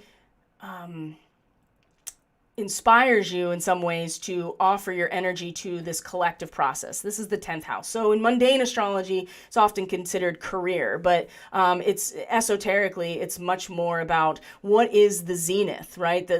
What is the crown of what you as a personality are here to offer. So for Aquarius, the full moon, eclipse over in the 4th house of where your personal life, right? Where you draw your power from, right? Where your inner life, your intimate life, home and family, right? And where you've learned to develop your character and how you feel about yourself. All these 4th house areas, traditions and customs of the family, that hold us together emotionally, right? Who do we belong to? Where our loyalties lie? All of these are 4th house types of energies, the Cancerian element. So for Aquarius, the eclipsed moon that I talked about with, not fully releasing the old phase into the more mature phase because we haven't quite let go of all of the things that have to do with the identity of what we're letting go of in this area. This is what was eclipsed, right? Plenty of focus on the professional public life, right? What we are contributing to in our career or our mission, but what we are letting go of in terms of our own personal core self is something that was distorted and eclipsed. And of course, with Uranus here, it's really also not allowing for much stability in this realm and constantly changing, and we're innovating, and we're really, and I say we because this is me, really reconsidering and innovating. And Uranus, remember, is the chart ruler of an Aquarius, right? If you have Aquarius rising, Uranus is your chart ruler. So this is really powerful in the 4th house. And in fact, this is exactly what I think Aquarian people probably really need right now with Aquarius being here is this capacity to not necessarily need to have stability in this realm, because it's because of the instability that we have a new perspective on things. But there's something here that hasn't been fully released yet, that over the course of the next couple of months is going to become more obvious, especially when we end the cycle and begin the new one at the lunar eclipse in May. Then it's going to be very bright and very obvious what it is that needs to be chopped away, right? Or released. And the maturity. So then for the solar eclipse is in the 11th house for Aquarius, right? The actual social environment that we are part of. And so something coming up out of the woodwork, right? Something that is brewing under the surface that is going to be released and come to light in our own social networks, right? In our communities, in our society, in, our any of these social contexts that we identify as being part of. This is for Aquarius. This is where the eclipse is going to happen. So when you see here that Lilith is in opposition to this in the 5th house, primal urge here that is going to come up in terms of our own authentic expression, right? Which is kind of hard for Aquarius. Not so much that expression is hard for Aquarius, but the propensity to be very focused on the whole and to be very focused on humanity as a whole and humanitarianism and really innovating for the future. That aspect is going to be eclipsed, right? It's not going to be fully, we're not going to be able to fully set intentions on the release of these old patterns that are coming to light. It will be our expression of ourselves. I think that, what is our authentic self? When Aquarians are able to express that and allow this Lilith energy to move through Aquarians so that they aren't even really thinking about it, I think that this is it's going to be a challenge, because the Aquarian nature is going to be like, no, I got to focus on the whole. I got to focus on what's happening in the society. And it's going to be this primal urge to be like, no, I'm just going to voice myself in this moment. That is really going to, the tension here is going to be very strong. But when you have tension that's balanced, there's a lot of potential energy there. So Aquarius, if you're feeling that primal urge to just speak yourself, let your voice be heard, go for it. Because what is being released in society is not going to be something, and the intention set for the release is going to take some time, and maybe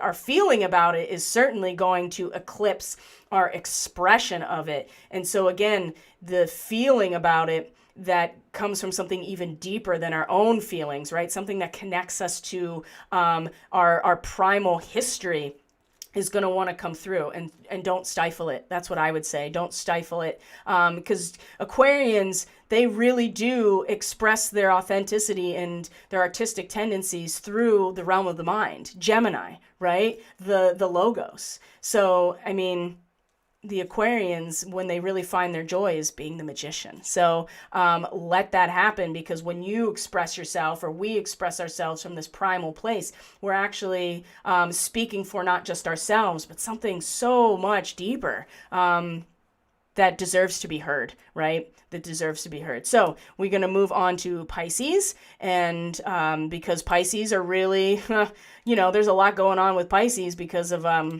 Neptune in Pisces. We have Pallas Athena in Pisces as well. And sorry guys, here we go. So Pisces, that the lunar eclipse was in the 9th and 3rd house, so the realm of the mind and the higher mind. So a lot of outward attention and focus and consideration and action all on the understanding Pisces. What was eclipsed is in terms of what you know, right? What you know, what you think you know, the knowledge that you have, your immediate environment. So Pisces may find that also too, the immediate environment that they interface with on a daily basis, there's no stability to it. There is always disruption in this area, or the mind, right? the mind is, always, there's just a lot of electricity with Uranus here, and a lot of just turbulence and movement in your mind and in your knowledge base and how you collect knowledge and how your own nervous system, Pisces. So with the moon here, eclipsed as well, it's something needing to be released lovingly, and a new mature perspective to be aligned with is something that was distorted and not quite seen for its fullness. And so I think Pisces are really, especially with Neptune now in your first house, I mean, this is really going to just like, in some ways, this is very powerful for the Pisces identity, and for allowing the Pisces person to fully immerse themselves into the collective unconscious. But also too, if you don't have any stability on your mind, or what you know, what you think you know, or what needs to be released in your immediate environment, and your nervous system in particular, it could be a little bit of, I think, a challenge when Neptune is now direct in your first house. And remember, this is your chart ruler, is Neptune, so very, very powerful.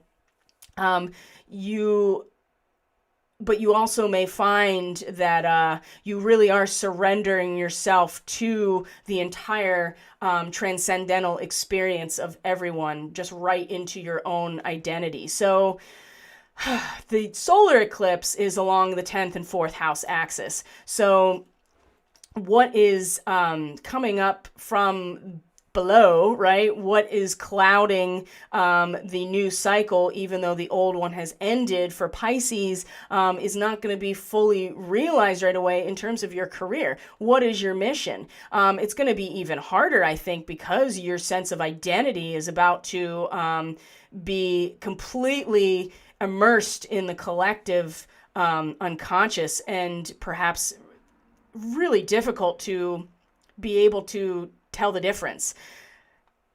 And then when it comes to your mission and what has been, what decisions have you made in a previous cycle, Pisces, that is now going to come to the surface in terms of your mission and what you're participating in creating as a whole is, and the release of your power is the 10th house, right? The release of your power, your professional, your public life, your career. There are big changes that are about to happen, and that is coming from some things, coming up to the surface that need to be cleared away in terms of what you're here to participate in creating. The primal urge to address here in opposition with Lilith is where your personal power is, Pisces. Where's your personal power? Where's your, and this has a lot to do with your intimate life, your personal life, home and family. And so maybe there is a really strong protective mechanism here to home and family, or just, wanting to protect, especially because it's very Cancerian, but also too, when you think about it, that the fact that Lilith is in Gemini, also too, the ability to communicate with other people, you're going to find a real urge to kind of go back to your roots. That's the best way I can put it, Pisces, to go back to your roots and really start interfacing with the people that you love and that are part of your family, and those tight bonds that the 4th house really represents, because that's what's really going to hold you as this is unfolding. And this is stuff that has been part of your past, Pisces, in terms of your contribution to society, and what needs to change about that, or what needs to be purified out of the process so it doesn't come with you in your next iteration, right? And this again goes back to what you know and what you think you know.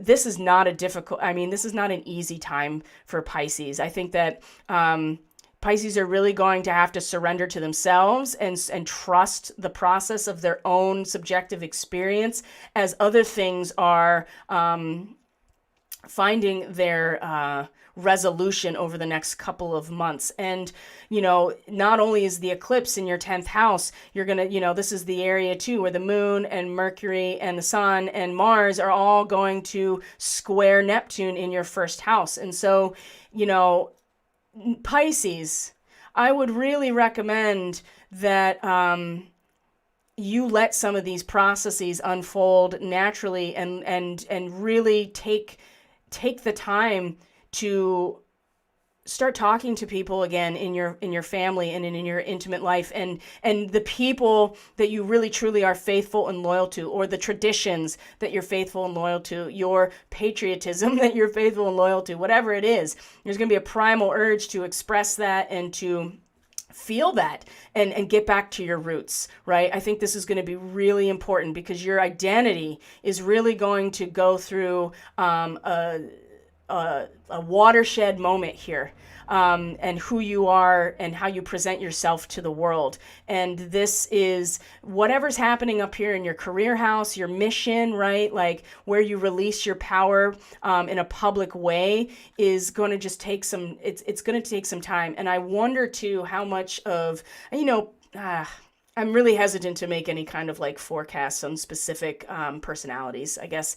But Pisces, I think that the self is like a watershed, right? And no matter what you're trying to put into action or even mentally consider or find your expression in terms of your mission, it's really not going to be a match for the incredible potency and the ultimately the fully dissolving power of your own chart ruler in your first house. Like, and again, just get back to your roots. You're going to feel primal urge to do it, and talk to people, communicate with them, consider the ideas, maybe not even consider ideas, but talk to other people and see if your subjective experience, first house, is actually lining up with other people's, right? Because if you don't have that on lockdown, what you are presenting or contributing to the world is going to be a directly resulting from where you get your personal power. And I think that that's going to be really called into, I don't want to say called into question. It's not the right phrase. It just seems like there's going to be some serious identity issues with Pisces in the coming months. And getting back to your roots is going to be one of the really important elements of all of this. So when we cross over here to Aries, right? We're going to cross over into Aries in terms of this eclipse cycle in general. We are going to find here that the lunar eclipse, first of all, the lunar eclipse is in the houses of resources. So the sun was in Scorpio, in your 8th house, and of course the eclipsed moon and Uranus are in the 2nd house of your what's your currency? Like, what is it? What's your genetic currency, your DNA, you know, your ancestral currency, your actual resources, your body, your energy source. All of these things are 2nd house. What is the objective world around you that you utilize and make use of, including your own genetics, including your own ancestral history, including your traditions, including your physical resources, right? What did you come in with? Did you inherit anything? Did you come into, were you born with certain assets? This is all 2nd house. So for Aries, it hasn't been very steady, has it? Your resources have been shifting constantly, and there's not a lot of stability. And when it comes to the eclipsed moon, Aries, what you need to, your conception of what needs to, a natural cycle that needs to fall away and an acceptance of a new mature phase has been eclipsed in terms of your own intuitive and emotional release of all of those things, right? With the full moon, it's full culmination of that cycle that started with a new moon in Scorpio, which is the house of what you produce and share with other people, right? And power is something that we share. We have to. Power is in the 8th house because you can't just have it without giving yourself into a relationship. This is where power is generated, okay?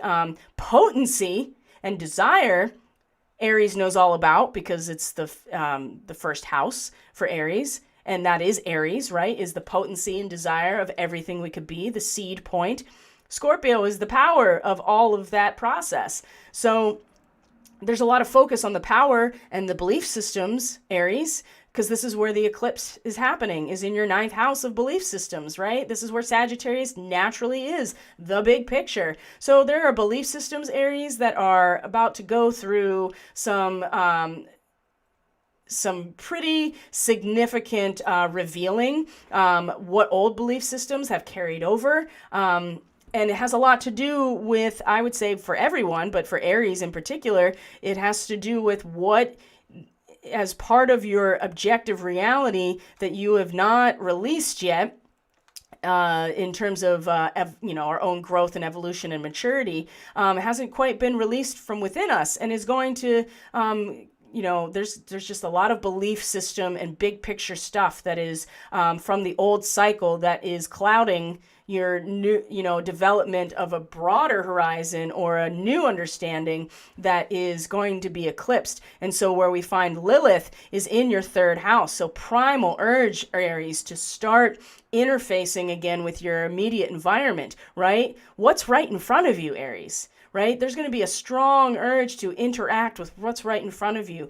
Information, data, right? That's right in front of you. Actual empirical data that's right in front of you, as opposed to the big picture understanding belief systems, because that is going to show. The eclipse is going to show you what's been under the surface that's going to darken the next cycle if it is not released. I think with Aries, the best thing to do is follow that primal urge to get into your immediate environment, right? Because Chiron in your 1st house is been making, those trines all to Antares in your 9th house. I mean, there's a struggle here for Aries in general in terms of feeling okay with just being yourself. And that's going to be going on for quite a while Chiron makes its transit of your 1st house. But in terms of belief systems and just, raw data and knowledge, Aries is going to have to really take this in stride. And I think that I don't want to say going back down the rabbit hole, that's not right. Just not, taking advantage of this urge to maybe learn something else, or to maybe just be more interested in what's right in front of you instead of these high, broad strokes of abstraction and belief systems, because there are belief systems for Aries that with this eclipse are going to surface and have to be dealt with. And I think that the opposition with Lilith in your 3rd house is your best bet at preparing yourself for this process unfolding over the next couple of months. Follow the urge to just deal with what's right in front of you, Aries, right? Because your identity in and of itself is really, keeping yourself focused on yourself and all the potential of who you could be, and the subjective expression of you is being challenged every step of the way with Chiron. Every time Chiron makes an aspect with something else, it's affecting Aries' identity. So you can get into what's right in front of you, Aries, and I think that's really going to assist.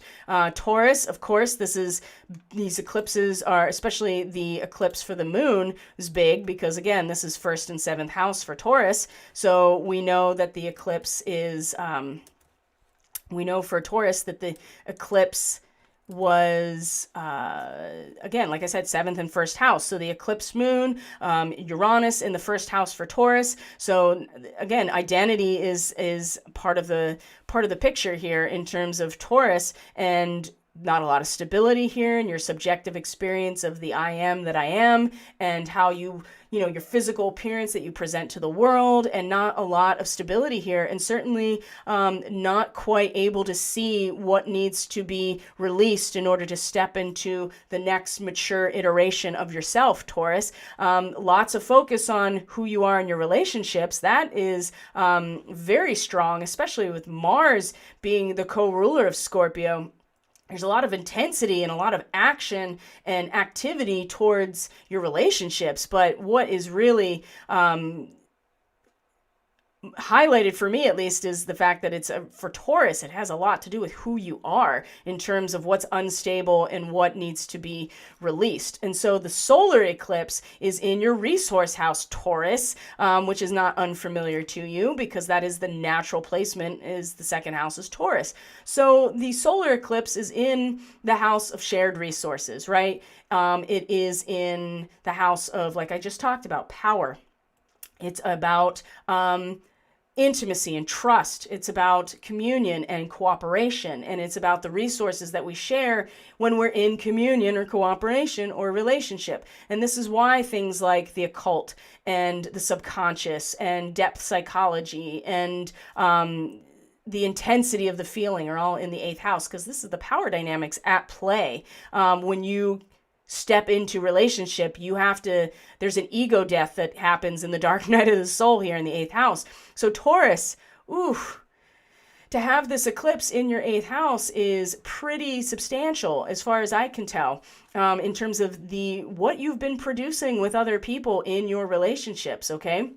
That's going to come up to the surface and be seen for what it is. And the sting of Antares too, in the heart of the Scorpio, or the Scorpion in your 8th house, is not helping lessen the intensity anymore. And so the primal urge here to express oneself, to communicate in Gemini with Black Moon Lilith in Gemini, is really in your 2nd house, which is, of course, where you are very comfortable as a Taurus, because that is the Taurus house for the most part, is the 2nd house of resources. And stability, fixed earth. And so primal urge to really initiate conversation, expression, even just considering ideas around what are your resources, Taurus. Because if you don't know what this is, when you get here, up here, what you're creating with other people, you got to know what you're putting into the pot first before you can understand the quality of what you're going to create. And if you don't understand your own assets, what is your currency? Well, for a Taurus, your currency is the realm of the mind, strangely enough, because it's Gemini, your consciousness. So there's a primal urge here, Taurus, in the opposition to this eclipse, to really get into what your assets are. What is your currency, right? What is it that you utilize in the material world or in the objective world that is yours to use?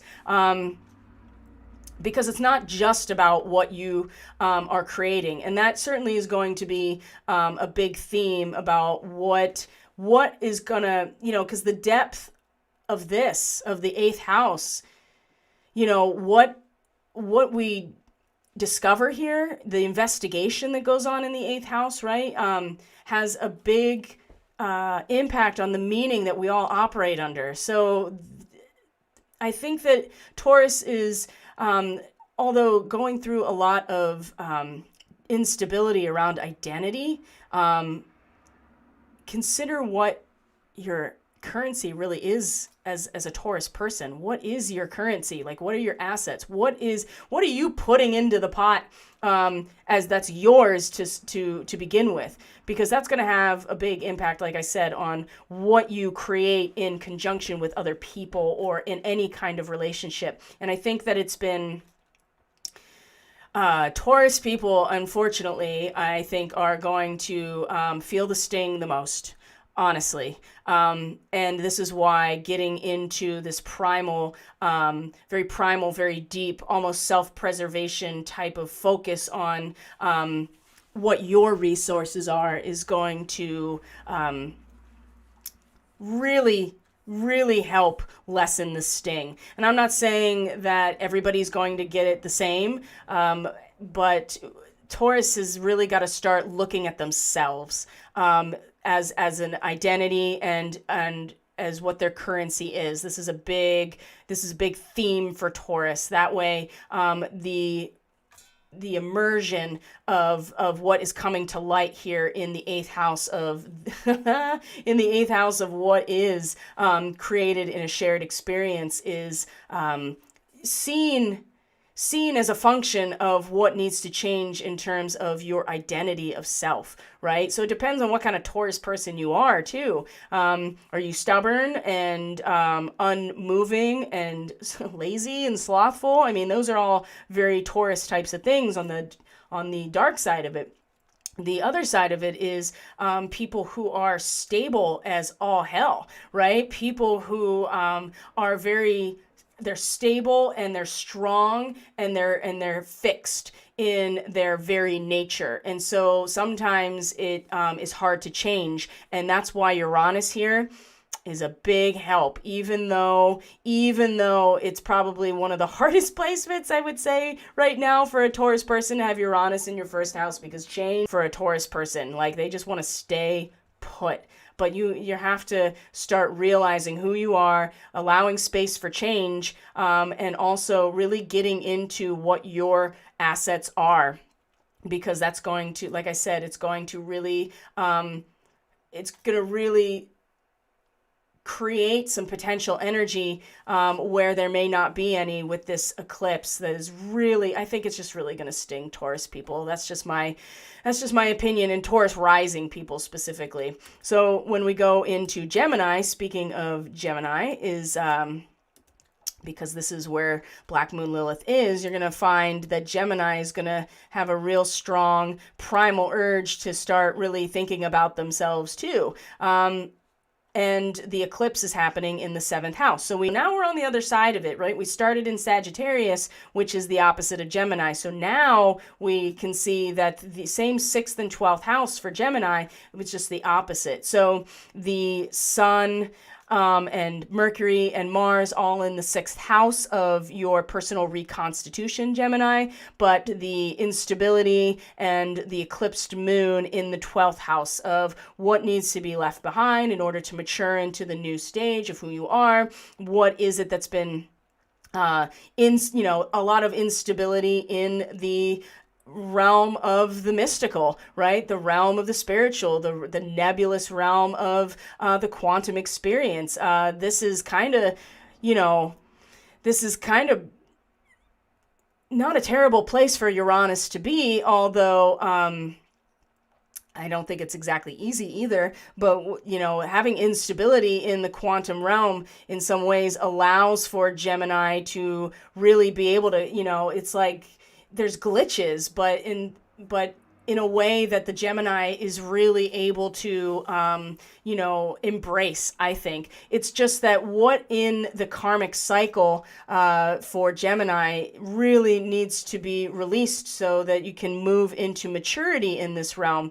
And a lot of this is going to have to do, again, with who you are in your relationships and which is over here with the eclipse, and then this primal urge with Lilith into who you are as a person. So the eclipse is going to be in the area of who you are in your relationships. So there's some karmic cycles that are changing and coming to an end, and allowing some serious transformation for Gemini.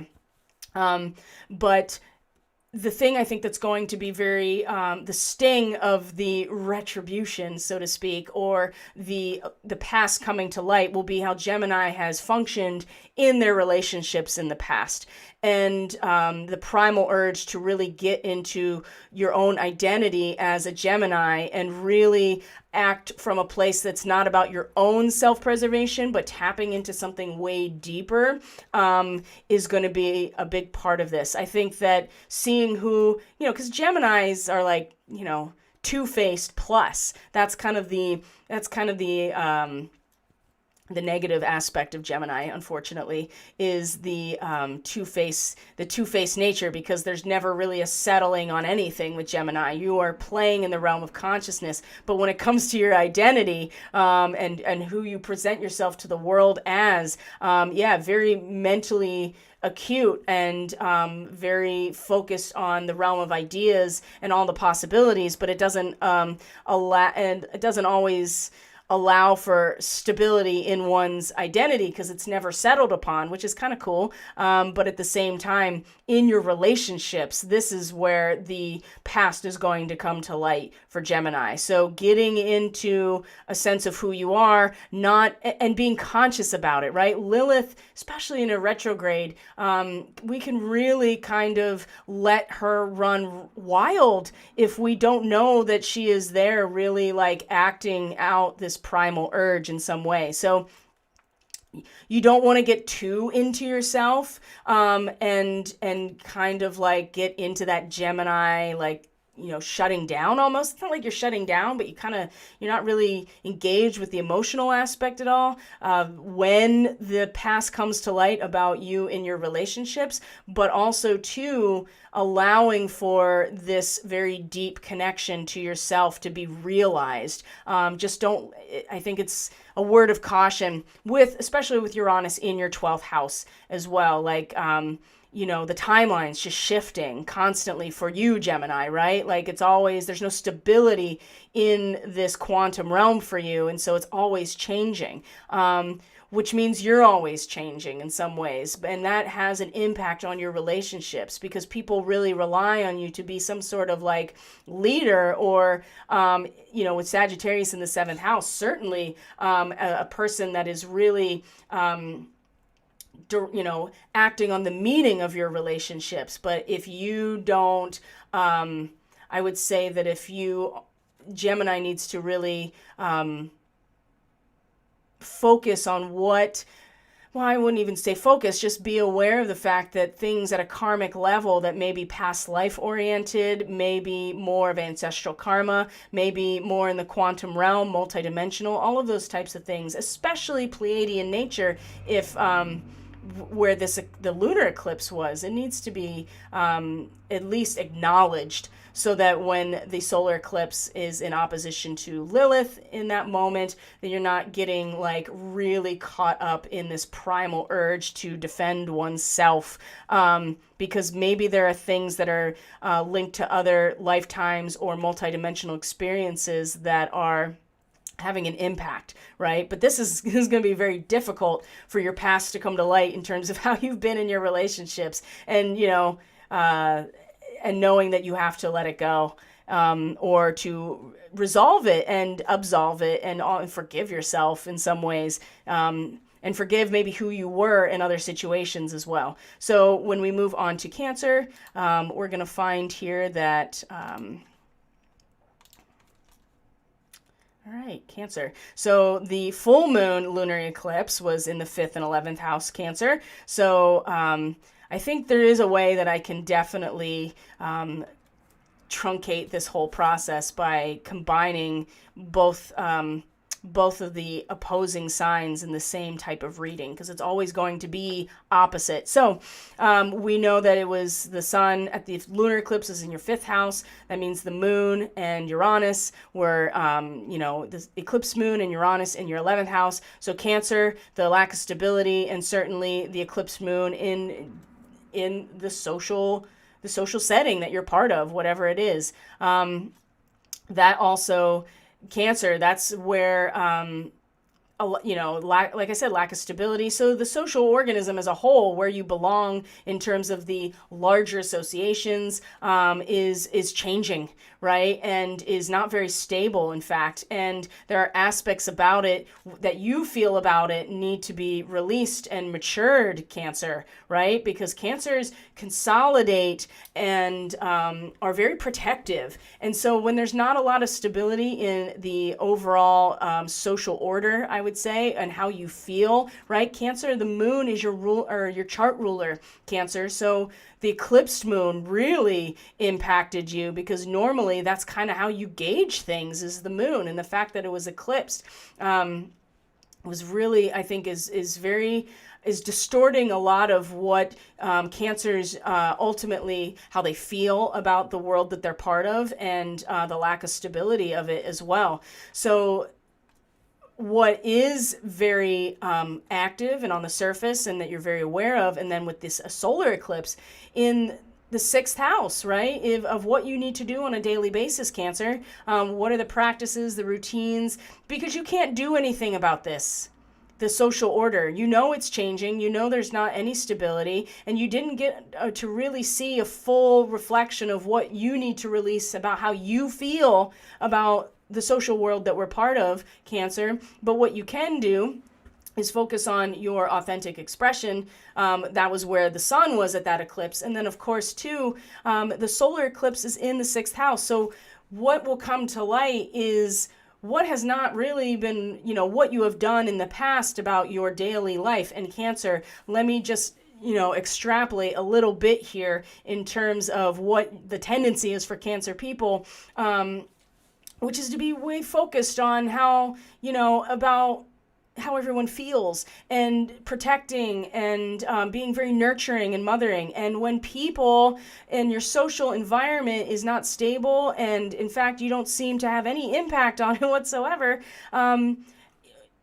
there's a lot about what you're doing on a daily basis that needs to be seen, and that is going to be eventually, the seed is being planted for those aspects to come to light that will cloud the next cycle, right? Like, what is it that you are doing, Cancer, in your daily life that is having an impact on, or potentially has an impact on, the next cycle that we're going into, and the meaning of it too. That's the other thing. So Cancer, what are you doing on a regular basis? Like, what is your daily routine in your life, and what are your practices? What is it that you're doing to make yourself into the best version of yourself that in the past,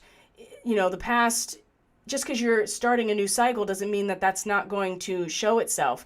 So Black Moon Lilith is in your 12th house. And so Cancer, the primal urge to address your karma, and to address the spiritual realm, and to the primal urge to express and to communicate too with others and talk about it, and to engage the ideas around you, the collective unconscious, right? What's happening in the realm of experience as part of the whole, and the feeling of that too. Lilith in your 12th house too. I mean, this could be some very powerful, again, karmic healing, or just a deep connection to what is happening at the quantum level here for Cancer, that needs to be addressed and acknowledged, and wants to be talked about, I think, especially with Lilith in Gemini.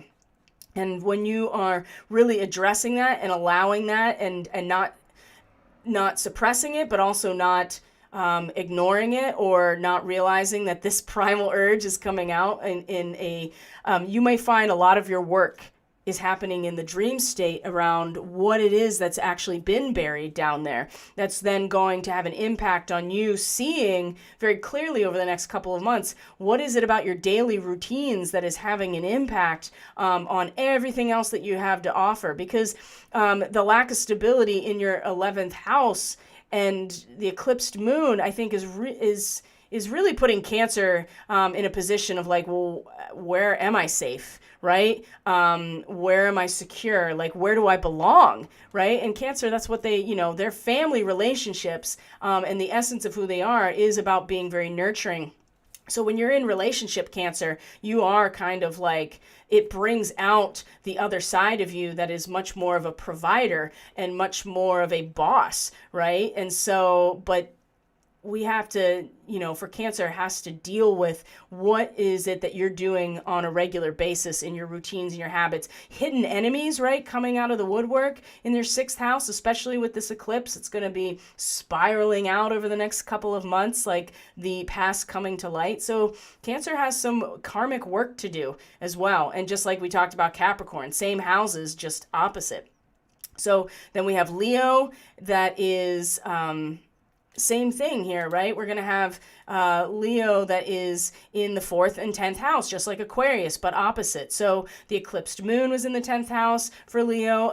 Uranus is in the 10th house for Leo. So the career area and the mission for Leo is where there's a lack of stability, and there's certainly some distortion about how you feel and what needs to be released from your own subconscious about what you think your mission is and what you're here to contribute, Leo. So the eclipse of the solar eclipse is in your 5th house of your own expression, the Leo house, and the meaning. So I think Leo is going to have to be very willing to let this primal urge in terms of how, the expression and communication and a willingness to share in some ways what you think, it might be so strong that you're not even going to necessarily be able to stop it about the social world that you're part of, right? And because this, in terms of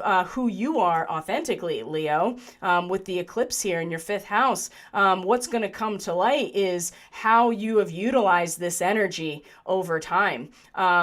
Or at all, right? Because this, again, the 5th house is the Leo house. And so expressing yourself through the meaning of, Sagittarius in the big picture, it's in order to really utilize that passion and devotion, Leo, in the meaning, you're going to have to come to terms with a cycle, this retribution, or the sense of these things coming to light, what has happened in terms of Leo and how we've, Leos expressed their authentic self is going to, and what brings you joy, right? What allows you to play? Where do you find your voice, Leo? That is something that is going to go through a change. And in the meantime, the primal urge to engage the social order as a whole and what is down there for you, right? Like, what is this, what does it mean for you to be part of something, not even just part of something bigger than you, but to be part of society, right? Because it's one thing when you totally express yourself. It's another thing when you're in relationship. So Leos, are in relationship as Aquarian people, right? They tend to almost come off as like robotic and aloof when they're in their relationships. And it's just because there is such a sense of confidence about who they are just in general and really being kind of the center of their own world, that when they are in relationship, it allows them to be fully engaged in the entire essence of the relationship. Remember, the 11th house is the Aquarian house. And so I just think that there is some deep expression that is coming out for Leos in how they feel about society, right? And maybe that expression is going to be part of, it's really going, in some ways, it's going to pull out the past in terms of how Leos expressed themselves through the meaning of Sagittarius. And so maybe it's time to reconsider some new ideas about society in general, because I think Leo is... Because the eclipse is happening in the 4th and 5th house of Leo, right? You're looking at the areas of where you belong, your family ties, and your family and home of origin, and that container. And then also, too, like how you express yourself authentically as a result of that. And I think that is going to... There's been some distortion, obviously, and there has been things that have happened in the past for Leo that are going to have to be brought up to the surface in terms of how Leo has expressed their authentic nature to this point. And I think it's going to have a lot to do with ultimately allowing yourself the space to tap into something even deeper about, what you have to say about society in general. And reconsidering it and maybe tapping into a deeper part of that you didn't even realize, Leo. but the 4th and 5th house for Leo is definitely, the main areas of the eclipse action. So, home and family, and then where, your authentic voice and how you express yourself. So we go to Virgo, Virgo, right? Which again, similar to Pisces, right? Virgo is not having an easy time right now. So, we talked about how the eclipse for Virgo, the lunar eclipse, was in the 3rd and 9th house. So it's in the belief systems for Virgo. The big picture for Virgo, which has no stability because of Uranus, and then also too the eclipsed moon in belief systems, like the larger, broad horizons of value and meaning, right? The meaning of all of us together is expressed in the 9th house because we broaden our horizons to get a broader perspective, and we're looking at the big picture, and this is what provides the catalytic reaction here to actually create something, is the fire of the meaning. But there's no stability here, and there's certainly not a clear reflection back to Virgos about what it is they have to release in order to mature in their understanding. So the eclipse is in the 4th house for Virgo, the solar eclipse. Oh my, deep family things coming from traditions, customs, where you grew up, your home and family of origin, maybe the identity of your religion perhaps, or your heritage. Something coming to the surface with that is pretty well spelled out here for Virgo, Virgo rising. And so in the meantime, as Black Moon Lilith here is in opposition into your 10th house, there's a primal urge to express in the realm of your mission, right? And so this is going to help really pull out, I think Lilith is going to help pull out what has been part of that last cycle to begin with. And so it might be something that we're not totally expressing right now, but it's deep, right? Lilith is primal and very deep and almost animalistic, but I don't want to say that in terms of it's not conscious. It's just it's deep, and it's connected to more than just ourselves and our own subconscious.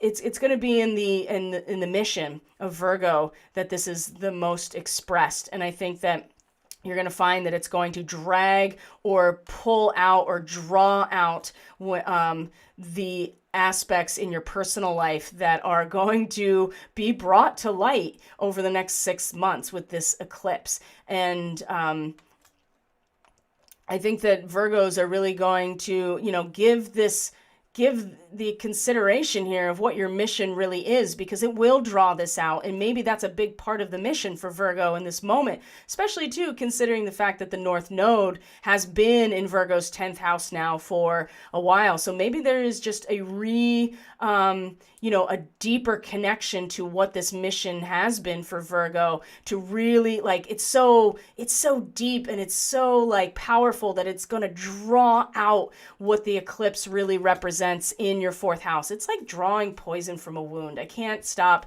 thinking about it like that for Virgo. And it's going to be poison that comes from where our self-esteem was developed, where a sense of character was developed. And when I say we, I'm not referring to myself. I'm referring to 4th house energy.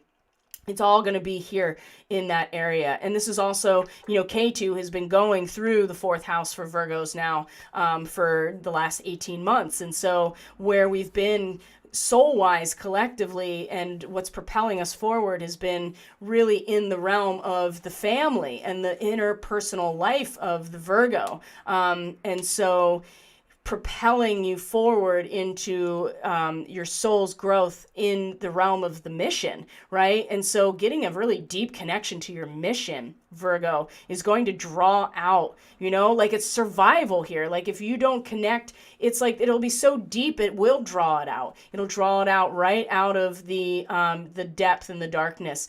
And maybe your root system needs to be reinforced, possibly even, maybe you need to, there's a lot of different ways that this Virgo in particular, boy, oh boy, it's going to be some of the deepest stuff that is going to be brought to light, that if it's not resolved, it's not going to really allow you to fulfill your mission, because you just have so much So just a little bit more time with the North Node in your 10th house. Okay, so Virgo and Pisces are really gonna go through, and of course, Neptune is in your 7th house, Virgo. So who you are in relationship normally allows you to fully immerse yourself in it. And that's going to be even more. So you're going to have a hard time knowing the difference between you and the people you're in relationship with.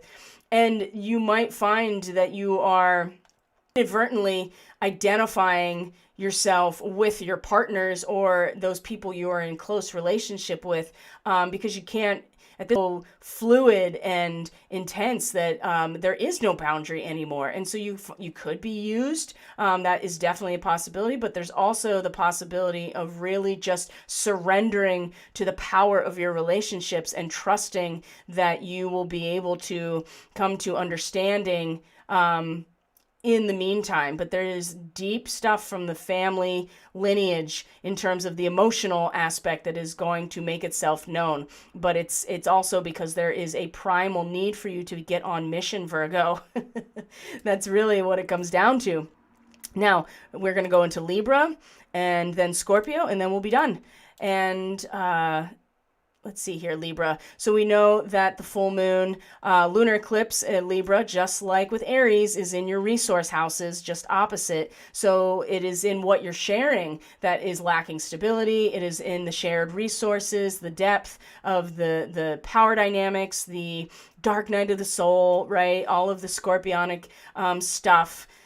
And in Libra, you just want everybody to be happy. And that's really, a very fair and balanced person is what you present to the world. And then you have all this lack of stability and also an eclipsed sense of what you need to let go of in terms of what you're producing with other people in your relationships. Now, remember, Libra, Chiron's in your 7th house. So it's also really you and your sense of self in your relationships. It's almost like Libras can't let themselves just be themselves in their relationships, which is what they're supposed to be anyway. Libras as ascendant Libra, when you're in relationship, it allows you to truly just be your authentic self. And Libras are really triggered constantly every time Chiron is in terms of who you are in your relationship. So in terms of the eclipses, so the first eclipse and Uranus in your 8th house, the stability and the release of the old cycle into the new mature cycle and how you feel about that is really causing some problems here in this 8th house, right, Libra? So the solar eclipse is in your 3rd house of what you know and what's right in front of you and what your nervous system interacts with on a daily basis through your mind and your neural pathways. And so there is something very deep coming to the surface from previous cycles here, Libra, in terms of what you know and what's right in front of you and what's in your immediate environment. A lot of times the 3rd house will be explained as like your short-term travel, like your commute to work, or your interactions with your neighbors or your roommates or your siblings or the people that are in your everyday life that you interact with and talk to and interface with. And there's something part of that cycle that that's coming to the surface to be released, Libra. And so the primal urge here is in the area of understanding. And in fact, it's going to really be drawing, it's going to be drawing out the energy from a past cycle through this primal connection that we don't even fully consciously know is there. We just act on it a lot of times. And it's acting on a primal self-preservation urge. But for Libra, it's going to be in the 9th house, like this focus on your belief system and like really bringing it up to the surface is also going to draw out what in your immediate environment and what in your communications on a regular basis and what you know or what you think you know. And the information that you've been consuming is going to come up and have to be seen over the next couple of months in order to clear it away so it doesn't cloud the next cycle. And that has a lot to do with your belief systems, Libra. If you don't address your belief systems and the bigger picture, and specifically the meaning and the collective value system that you're operating under, if you're not really paying attention to that and letting that, that meaning come to the surface, then what comes up in the eclipse cycle in terms of what you know in your immediate environment is, you want to make sure that you're not carrying old, outdated ideas with you, or even just like actions in your immediate environment, the information. I just feel like with Libra in particular, it's what you know and what you think you know, and the ideas that you have previously engaged with that are now going to make themselves known, and it's going to there's strong urge to draw it out through your a belief system. What do you believe? Like at the root of you, what do you believe is going to draw out what is, what could potentially influence the next cycle for you, and has all to do with the mind and the higher mind. And of course, Libra is an air sign. So in terms of the realm of the third house being the house of consciousness, right? When the first consciousness emerges, this is not unfamiliar territory, but again, Libra just wants everyone, really presenting themselves as a fair and balanced person. And so when it comes to the immediate environment, it's so infused with meaning and collective belief systems that it's really important that I think Libras allow for the emergence and the emergence of this primal urge to address belief systems that are not just your own, but also the belief systems and the value systems you've been operating under. And the more that you allow that angry activist Lilith to come out in this realm, the more it's going to draw out all of the impurities of what's in your immediate environment and in your mind, right? Because it has to go, Libra. That's just all there is to it. So, and finally, we're going to talk Scorpio, and then we will be done, my friends. And you will have all the information you need to address this eclipse in your own unique way, as far as I can tell. So let's see here. Okay, Scorpio. So, of course, did I do it already? No, I have to redraw it. Okay. So Scorpio, we know that again, just like Taurus, it's that 1st and 7th house axis, who you are in your interpersonal relationships, right? Because it's in the opposition of relationship that draws out your own anima or animus, right? That's Jungian psychology, that we all have.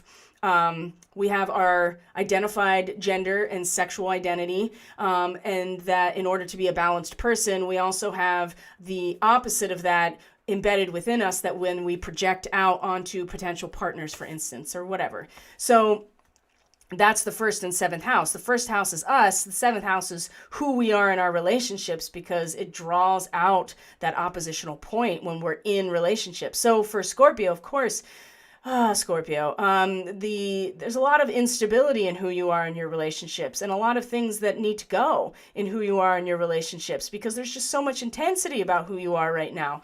So when it comes to the solar eclipse, Scorpio, we're going to see here that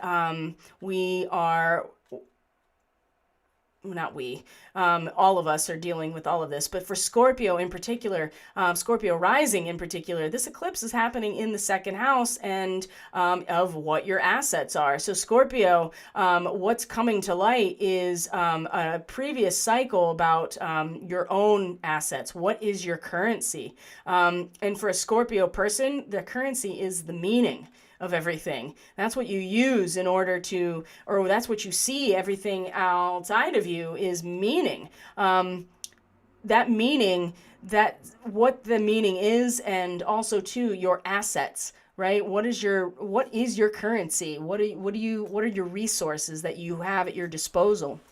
That is a cycle that is, and a previous cycle that is going to come to light, because you have Lilith in your 8th house,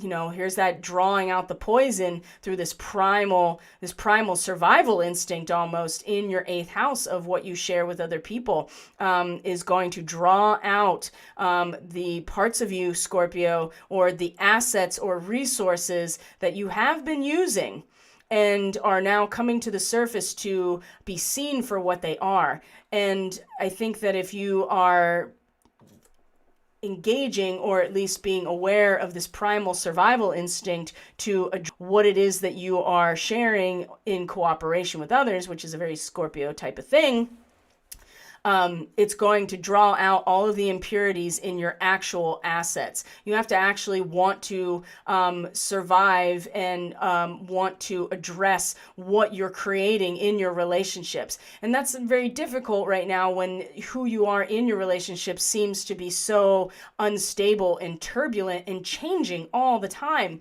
Because Scorpio is, so intense of a person, right? And this capacity to really get into the depth of the experience in general. But when it comes to who you are in the relationship, that seems to be very turbulent and changing all the time. And there's a need eventually to mature in this way, that will become way more obvious in May, when the sun is in your 7th house and shining very brightly on what it is that needs to be released in this way. So over the next 6 months, you're going to be really addressing a lot of who you are and what your assets are and what needs to be released in this realm, Scorpio. And 2nd house has a lot to do as well with like genetic history. So Scorpio, that's something also to consider, like real genetic, like DNA healing and upgrades that are going to happen as a result of this eclipse stimulating a cycle, a drawn out, elongated cycle for the next 6 months about bringing to light what is impure within the Scorpio DNA. Right? And so again, it's going to be this primal self-preservation urge in the realm of together, because if this is impure, you bet your ass that this is going to also be corrupted. And Lilith here is like, I won't stand for that. I will not stand for any corruption of the mother or of nature or of any of these things. And in fact, I will not submit, right? That's kind of the idea of Lilith. To really allow this to draw literally to draw the poison out of the Scorpio genetic code, or your resources, however, your body, right? Your currency. Maybe Scorpio, you've managed to acquire assets, or you have assets, or your objective reality in general is needs to be purified. And the urge to focus, the urge to live here, or the urge to purify in the realm of what you create with other people, which is a big part of the Scorpio signature in general, is this 8th house. It's going to draw out all of the impurities in the world around you and also in your assets. Because, like I said, if that's impure, what you create with other people is going to be beyond impure. So Scorpio rising people. And there are some key figures here in our I would say in a political sphere that have the Scorpio rising in their chart. And so that they're also going to go through some pretty substantial, and I don't even know if Black Moon Lilith in their 8th house is going to save them at this point, but because this might be so bad that there's no saving it, right? There's no drawing the poison out of that wound, depending on how deeply embedded it is, right? Or how long it's been festering. That's the other thing for Scorpio. So, and then we would flip around to Sagittarius. So I'm going to just leave it at that. Wow. We've been on here for almost 3 hours. It's just an important time, and I really feel that I am giving my time to this because I think it's valuable for people to have an understanding of what they're about to, embark upon over the next couple of months. Now, especially now that the eclipse window is closing with this solar eclipse. So what you're taking with you over the next couple of months as a result of these last 2 weeks is going to be really really be the experience, or it will be the theme of the experience for each of us over the next couple of months. So thank you so much for being here. I truly appreciate each and every one of you. I truly appreciate all your comments and your suggestions and your feedback. And if you are interested in a reading or energy work to support your process, you can book in through catalystenergies.net. That's in the description box below, as well as my email, social media contacts, all that good stuff is in the description box below. So I'll leave you to it. Have a great weekend. Take care of yourself. Know that this is a solar eclipse. And so realize too that any intention that you set for the release of that which has been part of the previous cycle of your life is not going to find fruition as quickly as it normally would. So to be patient and to honor the process, that really helps, and find your way of actually, participating in that feeling or in that reverence. Whatever way makes sense to you is good. So, and we'll catch up here on Monday for the Daily Medicine transmission, and we'll be in a whole new cycle once that happens. So have a great weekend, everyone. I appreciate you so much. I love you. I'm thinking about all of you, and I pray for everyone all the time. So God bless you, and your families, and we will connect on Monday. So let me know if you need anything, of course, and reach out if you're looking to book any kind of services, and you can check out my website, and it's going to give you all the details that you need. So that's in the description box, like I said. So thanks, guys. I'll see you on Monday. Have a great weekend.